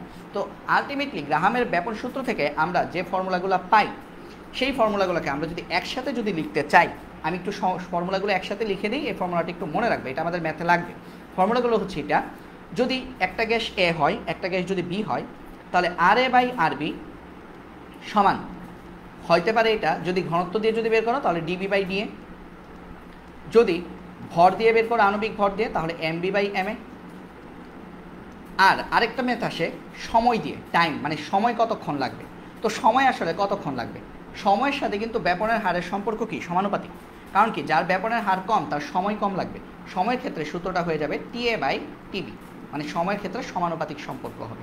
ঠিক আছে, তার মানে এটা আমরা এভাবে বলতে পারি, আর এর সাথে ভারী গ্যাস, আচ্ছা সময়ের ক্ষেত্রে এটা এরকম হবে, টিএ বাই টিবি না, টিবি বাই টিএ হবে। কেন বলো তো, কারণ যেটা ভারী গ্যাস এমবি, এমবি মানে কি বি গ্যাসের আণবিক ভরটা বেশি, ভারী গ্যাস, তাহলে এমবি বি গ্যাসটা ব্যাপিত হতে সময় লাগবে কত, টিবি পরিমাণ, আর এ গ্যাসটা ব্যাপিত হতে সময় লাগবে কত, টিএ পরিমাণ। তাহলে এই হচ্ছে আমাদের মূল ফর্মুলা, গ্রাহামের ব্যাপন হারের সূত্রের মূল ফর্মুলা। তাহলে এই 4টা ফর্মুলা এক লাইনে তোমরা মনে রাখবে, এটা ভেরি ভেরি ইম্পর্টেন্ট গ্রাহামের ব্যাপন সূত্রের জন্য। কি কি বললাম, আর এ বাই আর বি মানে ব্যাপন হার, ব্যাপন হার হচ্ছে আমাদের ঘনত্বের বর্গমূলের সমান ব্যস্তানুপাতিক, তার মানে root over D B by D A, আণবিক ভরের বর্গমূলের ব্যস্তানুপাতিক অর্থাৎ root over M B by M A, এবং সময়ের ব্যস্তানুপাতিক অর্থাৎ টিবি বাই টিএ। ঠিক আছে, অর্থাৎ টিবি ডিভাইডেড বাই টিএ। তাহলে আমরা এইভাবে আমাদের ম্যাথগুলোকে আমরা কি করতে পারি, করে ফেলতে পারি, এইভাবে আমরা আমাদের ম্যাথগুলোকে করে ফেলতে পারবো। ওকে, এখন আসো আমরা একটা প্রবলেম দেখি। প্রবলেমটাতে কি বলছে খেয়াল করে দেখো, 25 ডিগ্রি সেলসিয়াস তাপমাত্রা, টেম্পারেচার দেওয়া আছে একটা। এখন গ্রাহামের ব্যাপন সূত্রে কি টেম্পারেচার লাগবে, গ্রাহামের ব্যাপন সূত্র কি স্থির তাপমাত্রাই না। এবং খেয়াল করে দেখো তো ফর্মুলাগুলোতে কোথাও কি টেম্পারেচার আছে, তোমরা বলবা ভাইয়া টি আছে, তো টি টেম্পারেচার না, টি হচ্ছে সময়, টি টেম্পারেচার না। টেম্পারেচার হচ্ছে বড় হাতের টি হবে, এটা স্মল টি, এটা দিয়ে সময় বোঝাচ্ছে। তাহলে এখানে কিন্তু আমাদের টেম্পারেচার রিলেটেড কোনো ফর্মুলাই নেই। তাহলে গ্রাহামের ব্যাপন সূত্রে আমাদের টেম্পারেচার যদি থাকে সেটা আমরা দেখবই না, সেটা আমরা দেখারই দরকার নেই, কারণ গ্রাহামের সূত্রে টেম্পারেচারের কোনো ফাংশন নেই। তাহলে খেয়াল করে দেখো, 25 ডিগ্রি সেলসিয়াস তাপমাত্রায় 100 ml কার্বন ডাইঅক্সাইড গ্যাস, তার মানে কার্বন ডাইঅক্সাইড গ্যাসের আয়তন দেওয়া আছে। যেহেতু কার্বন ডাইঅক্সাইড বলছে তাহলে তার তুমি আণবিক ভর বের করতে পারবা 44 m এর মান। সে ব্যাপিত হতে 15 সেকেন্ড সময় নেয়, তাহলে কার্বন ডাইঅক্সাইডের জন্য টাইমটা কত, 15 সেকেন্ড। যদি একই পরিমাণ একটা অজানা গ্যাস বলা দিছে, সে ব্যাপিত হতে জন্য 19 সেকেন্ড সময় নেয়, তাহলে অজানা গ্যাসটির আণবিক ভর কত, মানে তোমাকে অজানা গ্যাসের আণবিক ভর m বের করতে হবে। খেয়াল করে দেখো বলছে একই পরিমাণ গ্যাস, তার মানে অজানা গ্যাসটার আয়তন কত, 100 মিলিলিটার। ওকে, অজানা গ্যাসটার আয়তনও কিন্তু আমাদের 100 মিলিলিটার। ঠিক আছে, অজানা গ্যাসের আয়তনটা হচ্ছে আমাদের 100 মিলিলিটার। তাহলে এই জিনিসটা আমরা বুঝলাম। এখন চলো তাহলে আমরা ম্যাথে চলে যাই। আমাদের এখানে কী কী ডাটা দেওয়া আছে সেগুলো আগে আমরা লিখে ফেলি। এখানে আমাদের দেওয়া আছে কার্বন ডাইঅক্সাইডের আয়তন দেওয়া আছে। আমি ধরে নিচ্ছি অজানা গ্যাসটার নাম হচ্ছে এক্স, যেহেতু আমি জানি না। ঠিক আছে, আমরা ধরে নিই, এখানে আমরা ধরি অজানা গ্যাসটি এক্স, অজানা গ্যাসটি এক্স, কারণ অজানা গ্যাসের নাম জানি না, তো নাম না জানলে আমরা একটু ধরে নিতে হবে না, অজানা গ্যাসটি এক্স। তাহলে এখন খেয়াল করো, তাহলে আয়তন যদি আমরা বের করতে চাই, তাহলে অজানা গ্যাসের আয়তন এবং কার্বন ডাইঅক্সাইড গ্যাসের আয়তন সমান। এবং সেটা কত, সেটা হচ্ছে 100 ml। অজানা গ্যাস এবং কার্বন ডাইঅক্সাইড গ্যাসের আয়তন সমান 100 ml। তারপরে খেয়াল দেখো, কার্বন ডাইঅক্সাইড গ্যাসের ব্যাপিত হতে মানে টি কার্বন ডাইঅক্সাইডের সময় কতক্ষণ লাগে, 15 সেকেন্ড। আর অজানা গ্যাসটার ব্যাপিত হতে কতক্ষণ সময় লাগবে, 19 সেকেন্ড। আরেকটা ইনফরমেশন আমরা জানি, কি বলতো, কার্বন ডাইঅক্সাইডের আণবিক ভর কত, এম অফ কার্বন ডাইঅক্সাইড এটা হচ্ছে আমাদের 44। অজানা গ্যাসের আণবিক ভর বের করতে বলছে, তার মানে M of X equal to what. এই ফর্মুলাগুলো থেকে আমরা অজানা গ্যাসটার আণবিক ভর বের করব। অজানা গ্যাসের আণবিক ভরটা আমরা এই ফর্মুলা দিয়ে আমরা বের করে ফেলব। তো এটা আমরা কীভাবে বের করতে পারি, খেয়াল করে দেখো আমাদের মূল সূত্রে কি আছে। মূল সূত্রে দেখো এম আর টি এর মধ্যে একটা সম্পর্ক তৈরি করা যায়। এই যে দেখো এম এবং টি এর মধ্যে সম্পর্ক, দেখছো, এটা হচ্ছে এম এবং টি এর মধ্যে সম্পর্ক। যেই গ্যাসটা যত ভারী তার ব্যাপিত হতে তত বেশি সময় লাগবে। এম বি বাই এম এ সমান টিবি বাই টি এ। এই সূত্র দিয়ে কিন্তু আমরা এই ম্যাথটা করে ফেলতে পারবো। তার মানে কি, আমাকে প্রত্যেকটা সূত্র সম্পর্কে স্বচ্ছ ধারণা রাখতে হবে। সূত্রগুলো কি আরেকবার খেয়াল করো, আর এ বাই আর বি এদের সাথে, মানে আর এ বাই আর বি এদের সাথে বাকি সবার সম্পর্ক কি, ব্যস্তানুপাতিক। তার মানে এই তিনজনের মধ্যে সম্পর্ক কি, সমানুপাতিক। কারণ কি, এরা সবাই আর এর শত্রু। ডি এর সাথে আর এর সম্পর্ক ব্যস্তানুপাতিক মানে কি, উল্টা সম্পর্ক মানে শত্রু। আবার এম এর সাথেও আর এর সম্পর্ক ব্যস্তানুপাতিক মানে শত্রু। টাইম টি এর সাথেও আর এর সম্পর্ক ব্যস্তানুপাতিক, তার মানে শত্রু। তো আমরা কি করি, আমরা শত্রুর সাথে হাত মিলাই, তাই না? তাহলে শত্রু আমার বন্ধু, যদি এটা উচিত না, বাট মানুষ এটা করে যে শত্রুর সাথে গিয়ে হাত মিলায়, যে ও আমার শত্রু আবার তোমারও শত্রু, তাহলে চলো আমরা দুজন হাত মিলিয়ে ওরে ধ্বংস করে দিই, তাই না? তাহলে খেয়াল করো, যেহেতু শত্রু সবার সাথে এর সাথে সবার সম্পর্ক যদি ব্যস্তানুপাতিক হয়, তাহলে ওদের নিজেদের মধ্যে সম্পর্কটা কি হবে, সমানুপাতিক হবে। তার মানে আমরা এখান থেকে কয়েকটা ইনফরমেশন লিখতে পারি। ইনফরমেশনগুলো কি আগে একটু দেখো। ইনফরমেশনগুলো হচ্ছে এরকম, আর এর সাথে ডি এর সম্পর্ক ব্যস্তানুপাতিক, বর্গমূলের ব্যস্তানুপাতিক। আর এর সাথে এম এর সম্পর্ক বর্গমূলের ব্যস্তানুপাতিক। আবার আর এর সাথে টি এর সম্পর্ক শুধু ব্যস্তানুপাতিক, এখানে বর্গমূল কথাটা নাই। আর এর সাথে এদের সম্পর্ক হচ্ছে এরকম।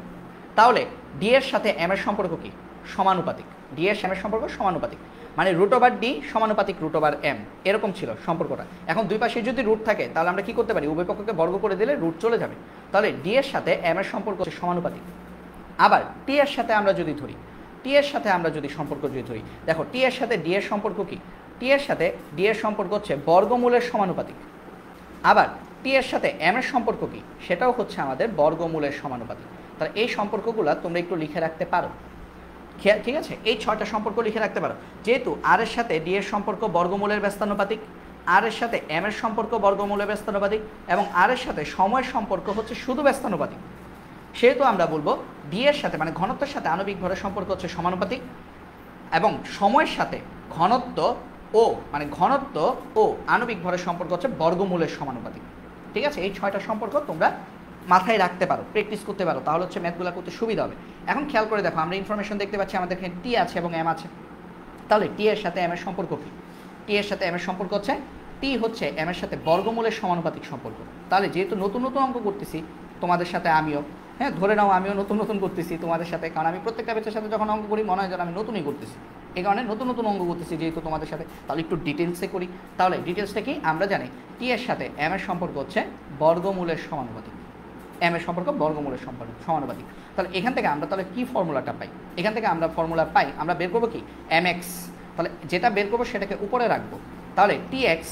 সুতরাং আমরা লিখতে পারি T X divided by T carbon dioxide, এটার সাথে আমাদের যে সম্পর্ক, এটার সম্পর্ক কী হবে, M X divided by M carbon dioxide, এবং এখানে রুট ওভার দিয়ে দিবে পুরাটার উপর, ওকে।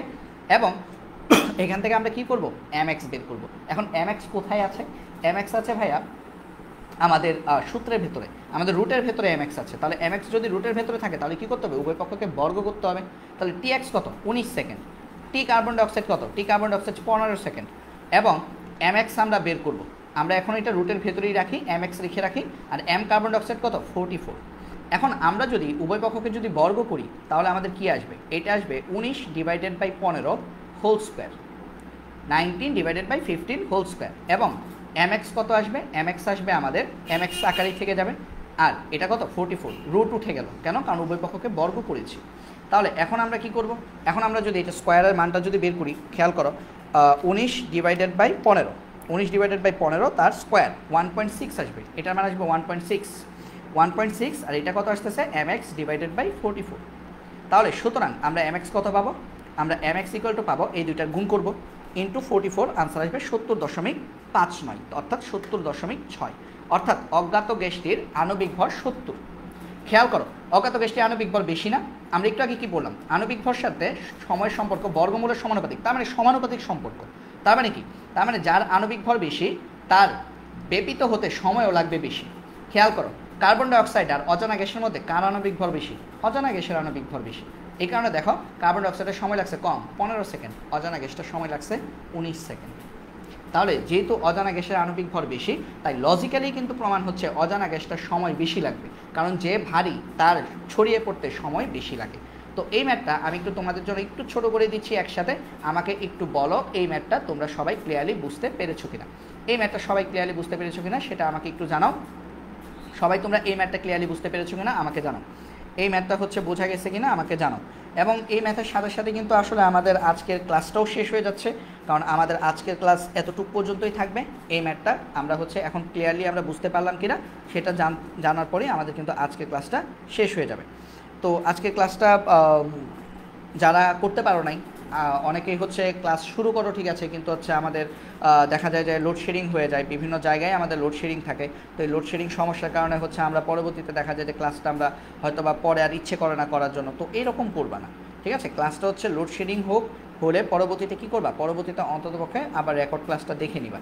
যেহেতু তুমি ক্লাসটা শুরু করেছো 5-10 মিনিট গিয়েছে বা 35 মিনিট 40 মিনিট ক্লাস করার পরে যেহেতু কারেন্ট চলে গিয়েছে বা তোমার একটা ওয়াইফাই ঝামেলা হয়েছে বা ইন্টারনেট জনিত কোনো একটা ঝামেলা হয়েছে, তখন কি করতে হবে, পরে কিন্তু বাকি অংশটা তোমাদেরকে নিজ দায়িত্বে দেখে করে নিতে হবে ঠিক আছে। নিজ দায়িত্বে দেখে পরবর্তীতে হচ্ছে বাকি অংশটা করে ফেলবো।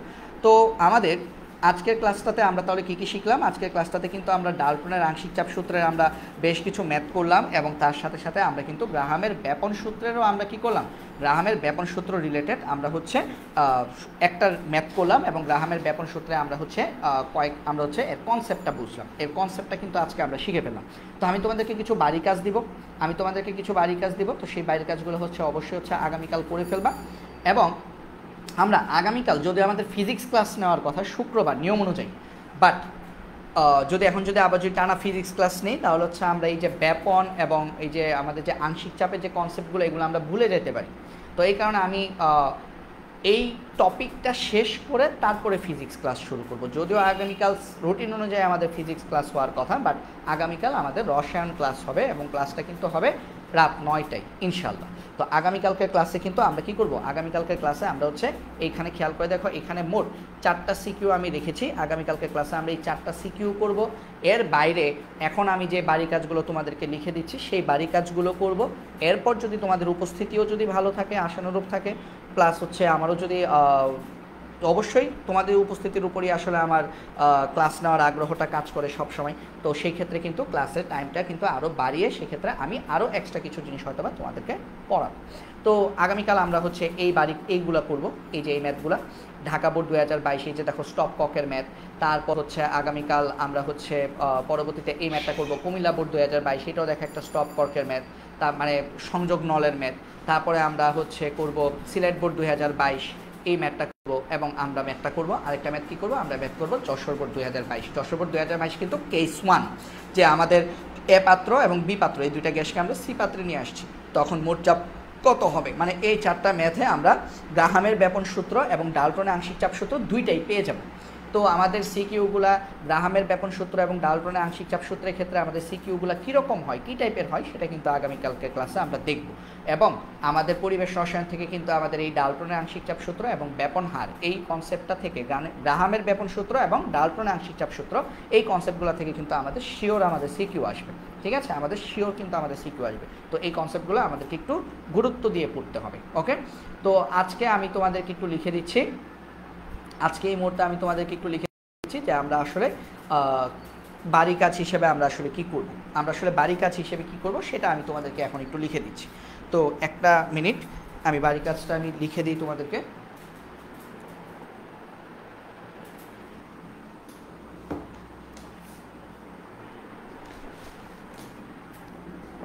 তো বাড়ি কাজগুলো বাসায় হচ্ছে অবশ্যই তোমরা চেষ্টা করবা এরপর যদি না পারো সেই ক্ষেত্রে তো আমি তোমাদেরকে অবশ্যই দেখিয়ে দিব, তবে আগে বাড়ির কাজগুলো বাসায় চেষ্টা করবা। তোমরা বাড়ির কাজগুলো অনেকেই হচ্ছে বাসায় চেষ্টা করো না, তোমরা মনে করো যে আরে ভাইয়া তো দেখাই দিবে, প্যারা নেই। তো এরকম করবা না, হ্যাঁ, এরকম করবা না।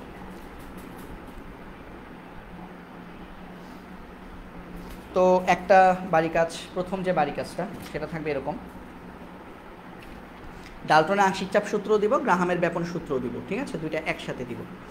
তো আমাদের একটা বাড়ি কাজের প্রশ্ন থাকবে এরকম, এটা হচ্ছে HW,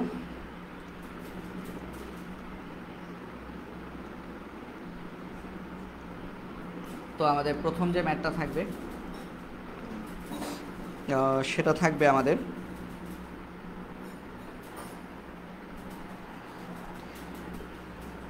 80% নাইট্রোজেন, 80% নাইট্রোজেন, তারপর হচ্ছে আমাদের 20% হাইড্রোজেন, হাইড্রোজেন না, অক্সিজেন দিয়ে দিই, হ্যাঁ একই কথা, হাইড্রোজেন অক্সিজেন দিলে একই কথা। এবং পাত্রটার ভেতরে চাপ হচ্ছে 99.9 কিলো প্যাসকেল। এটা একটা পাত্র, হ্যাঁ এটা একটা পাত্র, এই পাত্রের ভেতরে এই জিনিসগুলো আছে, মানে পাত্রের মধ্যে মোট চাপ হচ্ছে 99.9 কিলো প্যাসকেল, আর পাত্রটার মধ্যে অক্সিজেন গ্যাস আছে 20% আর নাইট্রোজেন গ্যাস আছে 80%। আমাদেরকে বের করতে বলছে পাত্রের মধ্যে পাত্রে নাইট্রোজেন এবং অক্সিজেনের আংশিক চাপ কত, এবং অক্সিজেনের আংশিক চাপ কত, মোট চাপ দেওয়া আছে, আংশিক চাপ বের করব। এটার হিন্টস আমি বলে দিই, এটা হচ্ছে আচা সমান মোচা ইন্টু মোভা, এই সূত্র দিয়ে করতে হবে। আংশিক চাপ সমান মোট চাপ ইন্টু মোল ভগ্নাংশ, এই ফর্মুলাটা ইউজ করে আমাদেরকে এই ম্যাথটা করতে হবে। আচ্ছা, একটা গেল। তারপর আমাদের পরবর্তী যে ম্যাথটা থাকবে সেটা হচ্ছে এটা হচ্ছে আমাদের এ পাত্র, একটা পাত্র, প্রথম পাত্রে আমাদের 15 ATM চাপে, 15 ATM চাপে আমাদের হাইড্রোজেন গ্যাস আছে, হাইড্রোজেন গ্যাস আছে। এটা হচ্ছে আমাদের একটা পাত্র, এবং এই পাত্রের সাথে সংযোগ নল দিয়ে আমরা যুক্ত করে দিলাম আরেকটা পাত্র, যে পাত্রে আমাদের 3 ATM চাপে, 3 ATM চাপে আমাদের আরেক প্রকারের হাইড্রোজেন গ্যাস, মানে এটা তো হাইড্রোজেন গ্যাস আছে, হ্যাঁ দুইটাতেই হাইড্রোজেন গ্যাস, বাট একটাতে হাইড্রোজেন গ্যাস আছে 15 অ্যাটমসফেরিক চাপে, আর একটাতে আমাদের হাইড্রোজেন গ্যাস আছে 3 অ্যাটমসফেরিক চাপে। ওকে, এটা হচ্ছে আমাদের এ পাত্র এবং এটা হচ্ছে আমাদের বি পাত্র। প্রশ্নটা হচ্ছে এরকম যে আমাদের বি সিলিন্ডারের আয়তন, বি সিলিন্ডারের আয়তন, এটা সিলিন্ডার নাম, যেহেতু পাত্র দিয়ে করছি তাহলে আমরা লিখব বি পাত্রের আয়তন, বি পাত্রের আয়তন, বি পাত্রের আয়তন এ পাত্রের আয়তনের 1/3 হলে, আয়তনের 1/3 হলে, 1/3 হলে সূক্ষ্ম নল খুলে দেওয়ার পর, সূক্ষ্ম নল, এই যে সূক্ষ্ম নল, এটা মনে করো একটা স্টপ কক দিয়ে, এখানে একটা স্টপ কক দেওয়া আছে, তাহলে এই সূক্ষ্ম নলটা খুলে দেওয়ার পর গ্যাস মিশ্রণের চাপ কত, মিশ্রণের চাপ কত, এটা আমাদের কেস 2 এর ম্যাথ, তাই না, সূক্ষ্ম নলের ম্যাথ, মিশ্রণের চাপ কত এটা আমরা বের করব। ওকে, তারপর হচ্ছে যেটা করবা, তারপর হচ্ছে 3 নাম্বার ম্যাথ। 3 নাম্বার ম্যাথটা এইভাবে দেওয়া আছে, এটা একটা পাত্র, এই পাত্রের ভেতরে আমাদের 27 ডিগ্রি সেলসিয়াস তাপমাত্রায় 4.2 গ্রাম নাইট্রোজেন গ্যাস আছে, 4.2 গ্রাম নাইট্রোজেন গ্যাস আছে, এবং এই নাইট্রোজেন গ্যাসের আয়তন হচ্ছে 15 লিটার, 15 লিটার। আর এই নাইট্রোজেন গ্যাসটার সাথে স্টপ কক দিয়ে আরেকটা পাত্র সংযুক্ত করা আছে, মানে এই মুহূর্তে এটা ছিপি দিয়ে লাগানো আছে, হ্যাঁ স্টপ কক মানে কি ছিপি, এটার মধ্যে আছে সেম তাপমাত্রা, যেহেতু ডাল্টন আংশিক চাপ সূত্রে তাপমাত্রা স্থির থাকে। এখানে আমাদের 8 গ্রাম কার্বন ডাইঅক্সাইড গ্যাস আছে, এবং এই গ্যাসটা হচ্ছে 5 লিটার গ্যাস, 5 লিটার গ্যাস আছে।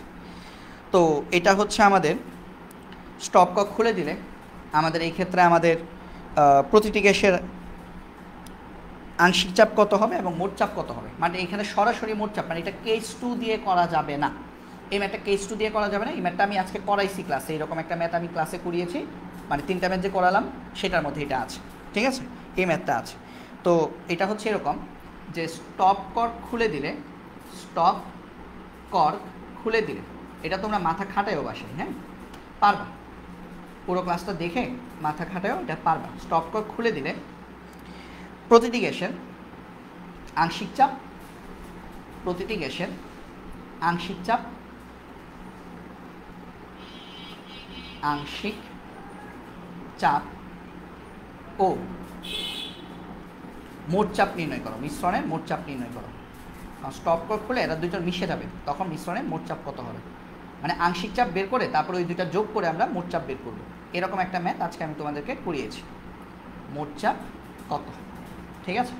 তো এই 3টা ম্যাথ তোমরা করবে ডালটনের আংশিক চাপ সূত্র থেকে। এর বাইরে কি করবা, এর বাইরে হচ্ছে তোমরা আজকে যে পড়ালাম নতুন আরেকটা টপিক, সেটা কি ছিল, সেটা হচ্ছে আমাদের গ্রাহামের ব্যাপন সূত্র, সেখান থেকেও 3টা ম্যাথ দিচ্ছি।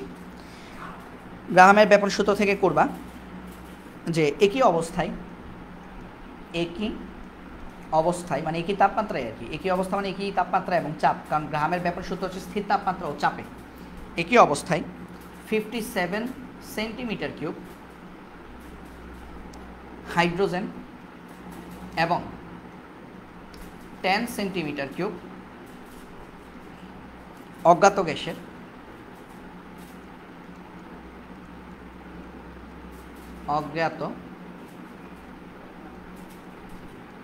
গ্যাসের একটি সচ্ছিদ্র দেয়াল, মানে যেটা ছিদ্রযুক্ত আর কি, সচ্ছিদ্র দেয়াল, একটি সচ্ছিদ্র দেয়াল অতিক্রম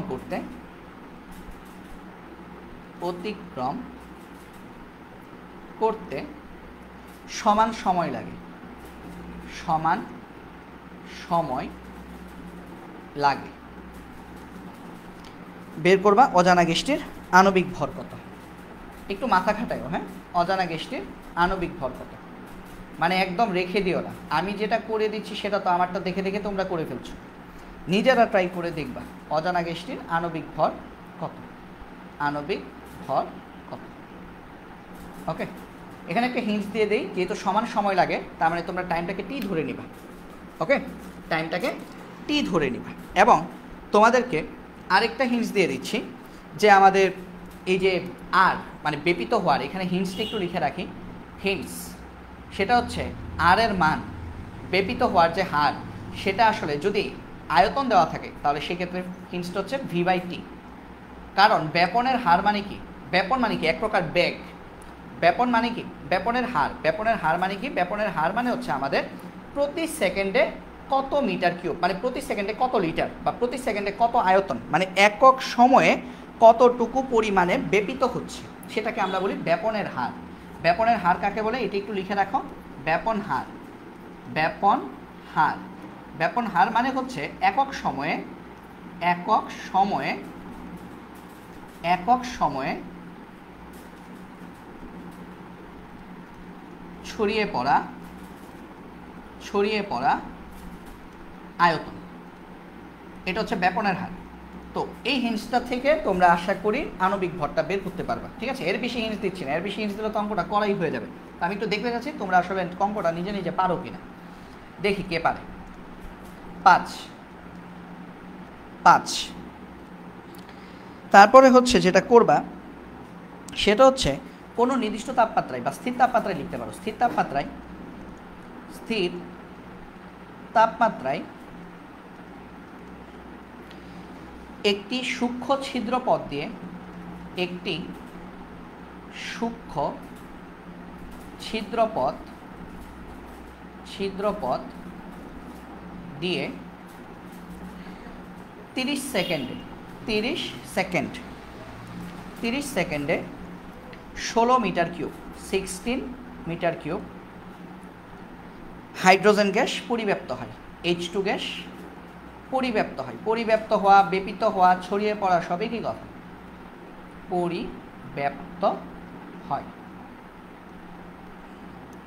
একই অবস্থায় মানে ওই স্থির তাপমাত্রাতেই আর কি, একই অবস্থায় সালফার ডাইঅক্সাইডের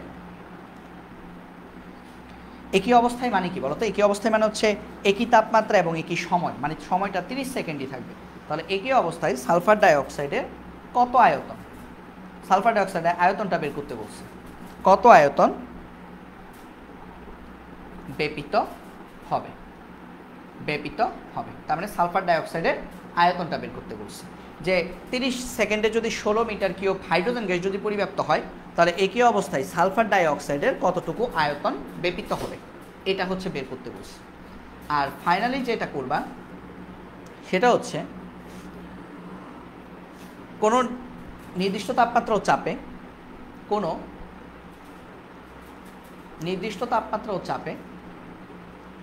নির্দিষ্ট তাপমাত্রা ও চাপে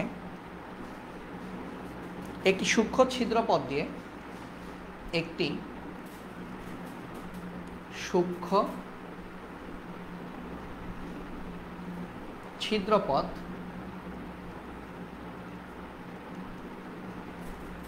দিয়ে 100 সেন্টিমিটার কিউব অক্সিজেন পরিব্যাপ্ত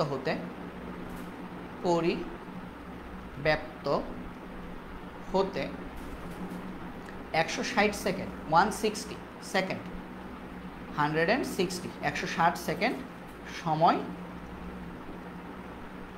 লাগে। একই অবস্থায় বা লিখতে পারো ওই পথ দিয়ে একই আয়তনের, মানে আয়তনটা সেম 100 সেন্টিমিটার কিউবই থাকবে, একই আয়তনের কার্বন ডাইঅক্সাইড গ্যাস, মানে অক্সিজেনের বদলে কার্বন ডাইঅক্সাইড গ্যাস পরিব্যাপ্ত হতে কত সময় লাগবে, পরিব্যাপ্ত হতে কত সময় লাগবে, এটা হচ্ছে আমাদের লাস্ট ম্যাথ। তো আমরা এই 6টা ম্যাথ আগামীকাল, তোমরা হচ্ছে এই 6টা ম্যাথ আমাকে হচ্ছে আগামীকাল করে দেখাবো। তো আশা করছি এই ম্যাথগুলো তোমরা যখন পড়তে বসবা তখন হচ্ছে তোমাদের মাথা ভালো কাজ করবে। এবং একটা জিনিস হচ্ছে এইভাবে যারা হচ্ছে বসে থাকো যে ভাইয়া তো পরের দিন আসলে ম্যাথগুলো করিয়ে দিই, আসলে করাই দেই কেন বলো তো? করিয়ে দিই কারণ হচ্ছে তোমরা নাদান বাচ্চা, তোমরা হচ্ছে পরে পারবা না, পরে কান্নাকাটি করবে, এই জন্য হচ্ছে আমি প্রত্যেক দিনের বাড়ি কাজগুলো পরের দিন করিয়ে দিই। বাট এর মানে এই না যে আমরা বাড়ি কাজগুলো ধরেই দেখবো না। হ্যাঁ, যেমন একদিন বা 2 দিন বোধহয় শুভা বোধহয় আমাকে বাড়ি কাজ জমা দিয়েছিল, 1-2 দিন আমাকে আজকে আর কালকে গতকাল বোধহয় সাফা বোধহয় আমাকে হয়তো বা বাড়ি কাজগুলো দেখিয়েছে। বাট এটা কন্টিনিউয়াসলি তোমরা করো না, আর বাকিরা তো করোই না, ঠিক আছে? তো এই যে আমরা যে বাড়ি কাজগুলো যে করছি না, এতে করে আসলে জাস্ট ক্লাসগুলো করলে এবং হচ্ছে পরে ভুলে গেলা, এটা করলে আসলে আমাদের ক্লাস নেওয়ার যে মূল থিম সেটা আসলে ফুলফিল হচ্ছে না। ক্লাস নেওয়ার উদ্দেশ্য হচ্ছে এইটাই যে যারা আমার কাছে ক্লাস করছো তোমাদেরকে প্লাস পাওয়ানো অ্যাটলিস্ট ফিজিক্স এবং কেমিস্ট্রিতে। বাকি অধ্যায়গুলো তো আসলে ভাইয়া ওভাবে পারি না বা পড়াই না, যার কারণে হচ্ছে সেগুলো তো আসলে আমি জানি না তোমাদের কী অবস্থা। বাট অ্যাটলিস্ট এই 2টা চ্যাপ্টার 2টা সাবজেক্ট হচ্ছে তোমাদেরকে একটা ভালো রেজাল্ট করানোরই টার্গেট আমার। তো সেই ক্ষেত্রে তোমরা যদি বাড়ি কাজগুলো যদি না করো তাহলে সেটা আসলে ব্যাড লাগ। কারণ আমি একটা জিনিস যখন পড়িয়ে দিব, একটা জিনিস মনে রাখবা, আমি যখন পড়িয়ে দিচ্ছি, কেউ যখন পড়িয়ে দিচ্ছি সেটা তুমি বুঝতে পারছো, এটা আসলে ক্রেডিট না। তুমি নিজে একটা জিনিস যখন বুঝতে পারছো সেটা হচ্ছে আসলে তোমার মূল ক্রেডিট।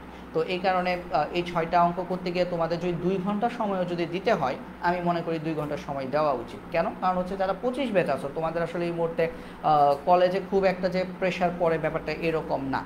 এখন তুমি যদি যেমন হচ্ছে তোমরা যদি প্র্যাকটিক্যাল যদি জমিয়ে রাখো, এখন যদি প্র্যাকটিক্যাল করতে বসো যে আর বেশি সময় নেই এখন প্র্যাকটিক্যাল করবো, এখন প্র্যাকটিক্যালগুলো জমিয়ে রাখছো কেন? এটা হচ্ছে 1 নম্বর কথা। এখন যদি জমিয়ে রেখেই থাকো সেক্ষেত্রে টাইমটাকে ওভাবে বাজেট করো যাতে করে হচ্ছে তুমি সব কাজ টাইম টু টাইম করতে পারো। তো বেশিরভাগ হচ্ছে আমাদের যেটা দেখা যায় সেটা হচ্ছে এখন তোমরা কিন্তু বাসায় বসে প্রচুর পড়াশোনার সময় পাবে। তো প্রত্যেক দিন অ্যাটলিস্ট 8 থেকে 10 ঘন্টা হচ্ছে তোমাকে পড়ার টেবিলের সাথে থাকতে হবে। এবং এই 8 থেকে 10 ঘন্টা কীভাবে, অ্যাটলিস্ট তোমাকে 5 ঘন্টা প্রত্যেক দিন নিজে পড়াশোনা করতে হবে। মানে আমার কাছে তুমি 1.5 ঘন্টা বা 2 ঘন্টা পড়লে এটাকে তুমি যদি 5 ঘন্টার মধ্যে কাউন্ট করা হবে না, বা তুমি কোথাও অফলাইনে প্রাইভেট পড়তে গেলে সেটাকে যদি তুমি 5 ঘন্টার মধ্যে কাউন্ট করা হবে না। মানে এইসব বাদ দিয়ে তোমার শুধুমাত্র 5 ঘন্টা রাখতে হবে, যেটা হচ্ছে তুমি নিজে পড়াশোনা করবা, এবং এই 5 ঘন্টা হচ্ছে তোমার কোয়ালিটি টাইম হতে হবে। মানে এই 5 ঘন্টার মধ্যে তুমি আধা ঘন্টা গান শুনলা হবে না, বা তুমি 5 ঘন্টার মধ্যে কারোর সাথে গল্প করতে বসে গেলে হবে না, বা এই 5 ঘন্টা তুমি হচ্ছে কারো মেসেঞ্জিং করলা বা হোয়াটসঅ্যাপে যোগাযোগ করলা কারোর সাথে, ফ্রেন্ডের সাথে হবে না। এই সময়গুলোতে হচ্ছে তোমার কোয়ালিটিভাবে তোমাকে হচ্ছে 5 ঘন্টা তোমাকে স্পেন্ড করতে হবে। একদম এই 5টা ঘন্টা হবে একদম মানে রাফ 5 আওয়ার্স। মানে এই 5 আওয়ার্স হচ্ছে তুমি অন্য কিছু করবা না, জাস্ট পড়াশোনা করবা। এভাবে যদি করতে পারো তাহলে দেখবা 1-2 মাসের মধ্যেই একটা অন্যরকম একটা পরিবর্তন দেখবা তোমার পড়াশোনার মধ্যে, যে দেখবা যে তুমি অনেক কিছুই পারতেছো। তখন দেখবা তোমার ওই যে 5 ঘন্টা পড়তেছো, তখন না চাইলেও দেখবা প্রত্যেক দিন 6 থেকে 7 ঘন্টা পড়ার টেবিলে বসা হয়ে যাবে। তো এই জিনিসগুলো এখন আপাতত যেহেতু আমি একটা জিনিস একটা গাইডলাইনে আছি, এটা আমি গাইডলাইন দিয়ে দিচ্ছি, তো আমি তোমাদেরকে বলবো এই ম্যাথগুলো তোমরা করার চেষ্টা করবা। না পারলে ঠিক আছে, আমি পারলাম না ভালো কথা, বাট আমি ধরলামই না এমনটা যাতে না হয়। একটা হচ্ছে আমি পারিনি, আর একটা হচ্ছে আমি অঙ্কগুলো করার চেষ্টাই করিনি, দুটার মধ্যে কিন্তু পার্থক্য আছে। তো চেষ্টা করবা, চেষ্টা করার পরে যদি না পারো সেক্ষেত্রে তো ভাইয়া পরের দিন ক্লাসে আমি দেখাই দিচ্ছি। বাট অ্যাটলিস্ট 6টার মধ্যে চেষ্টা করলে, মানে কেউ 3টা-4টা পারবে না ব্যাপারটা আসলে এরকম না। 3টা-4টা তো পারা উচিত, 6টা না হয় নাই পারলা, বাট 3টা-4টা পড়া উচিত, বাট 6টারই টাচ করা উচিত। যে আমি একটু করি না, একটু কাজগুলো একটু এগিয়ে রাখি, যাতে করে ভাইয়া যখন ক্লাসগুলো যখন নেবে তাতে আমি যাতে বুঝতে পারি যে আসলে আমার কোন জায়গায় ভুল হয়েছে। বাট যখন ধরছই না, পরের দিন আমি যখন তোমাদেরকে আবার ক্লাসগুলো যখন করিয়ে দিচ্ছি, তখন কিন্তু আলটিমেটলি আসলে এই বাড়ি কাজগুলো কোনো লাভ হচ্ছে না। ওকে, এবং তোমরা দেখছো যে আমি গতানুগতিক অনলাইন ক্লাস যেভাবে হয় সেভাবে আমি ক্লাস নিচ্ছি না। অনলাইন ক্লাসগুলো কিন্তু গতানুগতিক এরকম হয় যে খুব মনে করো ধুমধাম ক্লাস নিব, কে বুঝলো না ওটা দেখার টাইম নেই। আমি কিন্তু ওভাবে নিচ্ছি না, আমি কিন্তু ধরে ধরে সব কিছু পড়াচ্ছি। কারণ হচ্ছে আমার কথা হচ্ছে আমার কাছে কম, তোমরা হচ্ছে সংখ্যায় কম আসো, পার্টিসিপেট কম করো, জয়েন কম করো, বাট যারা করো তারা রেগুলার করো এবং এখান থেকে উপকার পেয়ে যাও। এটা হচ্ছে টার্গেট। তো ঠিক আছে, আজকে তাহলে এই পর্যন্তই থাকলো। আগামীকাল আমরা কেমিস্ট্রি পড়বো, আগামীকাল আমরা ফিজিক্স পড়ছি না, আগামীকাল আমাদের কেমিস্ট্রি ক্লাস হবে রাত 9টায়। তো সেই ক্লাসে সবাই আমন্ত্রণ জানিয়ে আজকের মতো এখানেই শেষ করছি। ধন্যবাদ সবাইকে, আল্লাহ হাফিজ।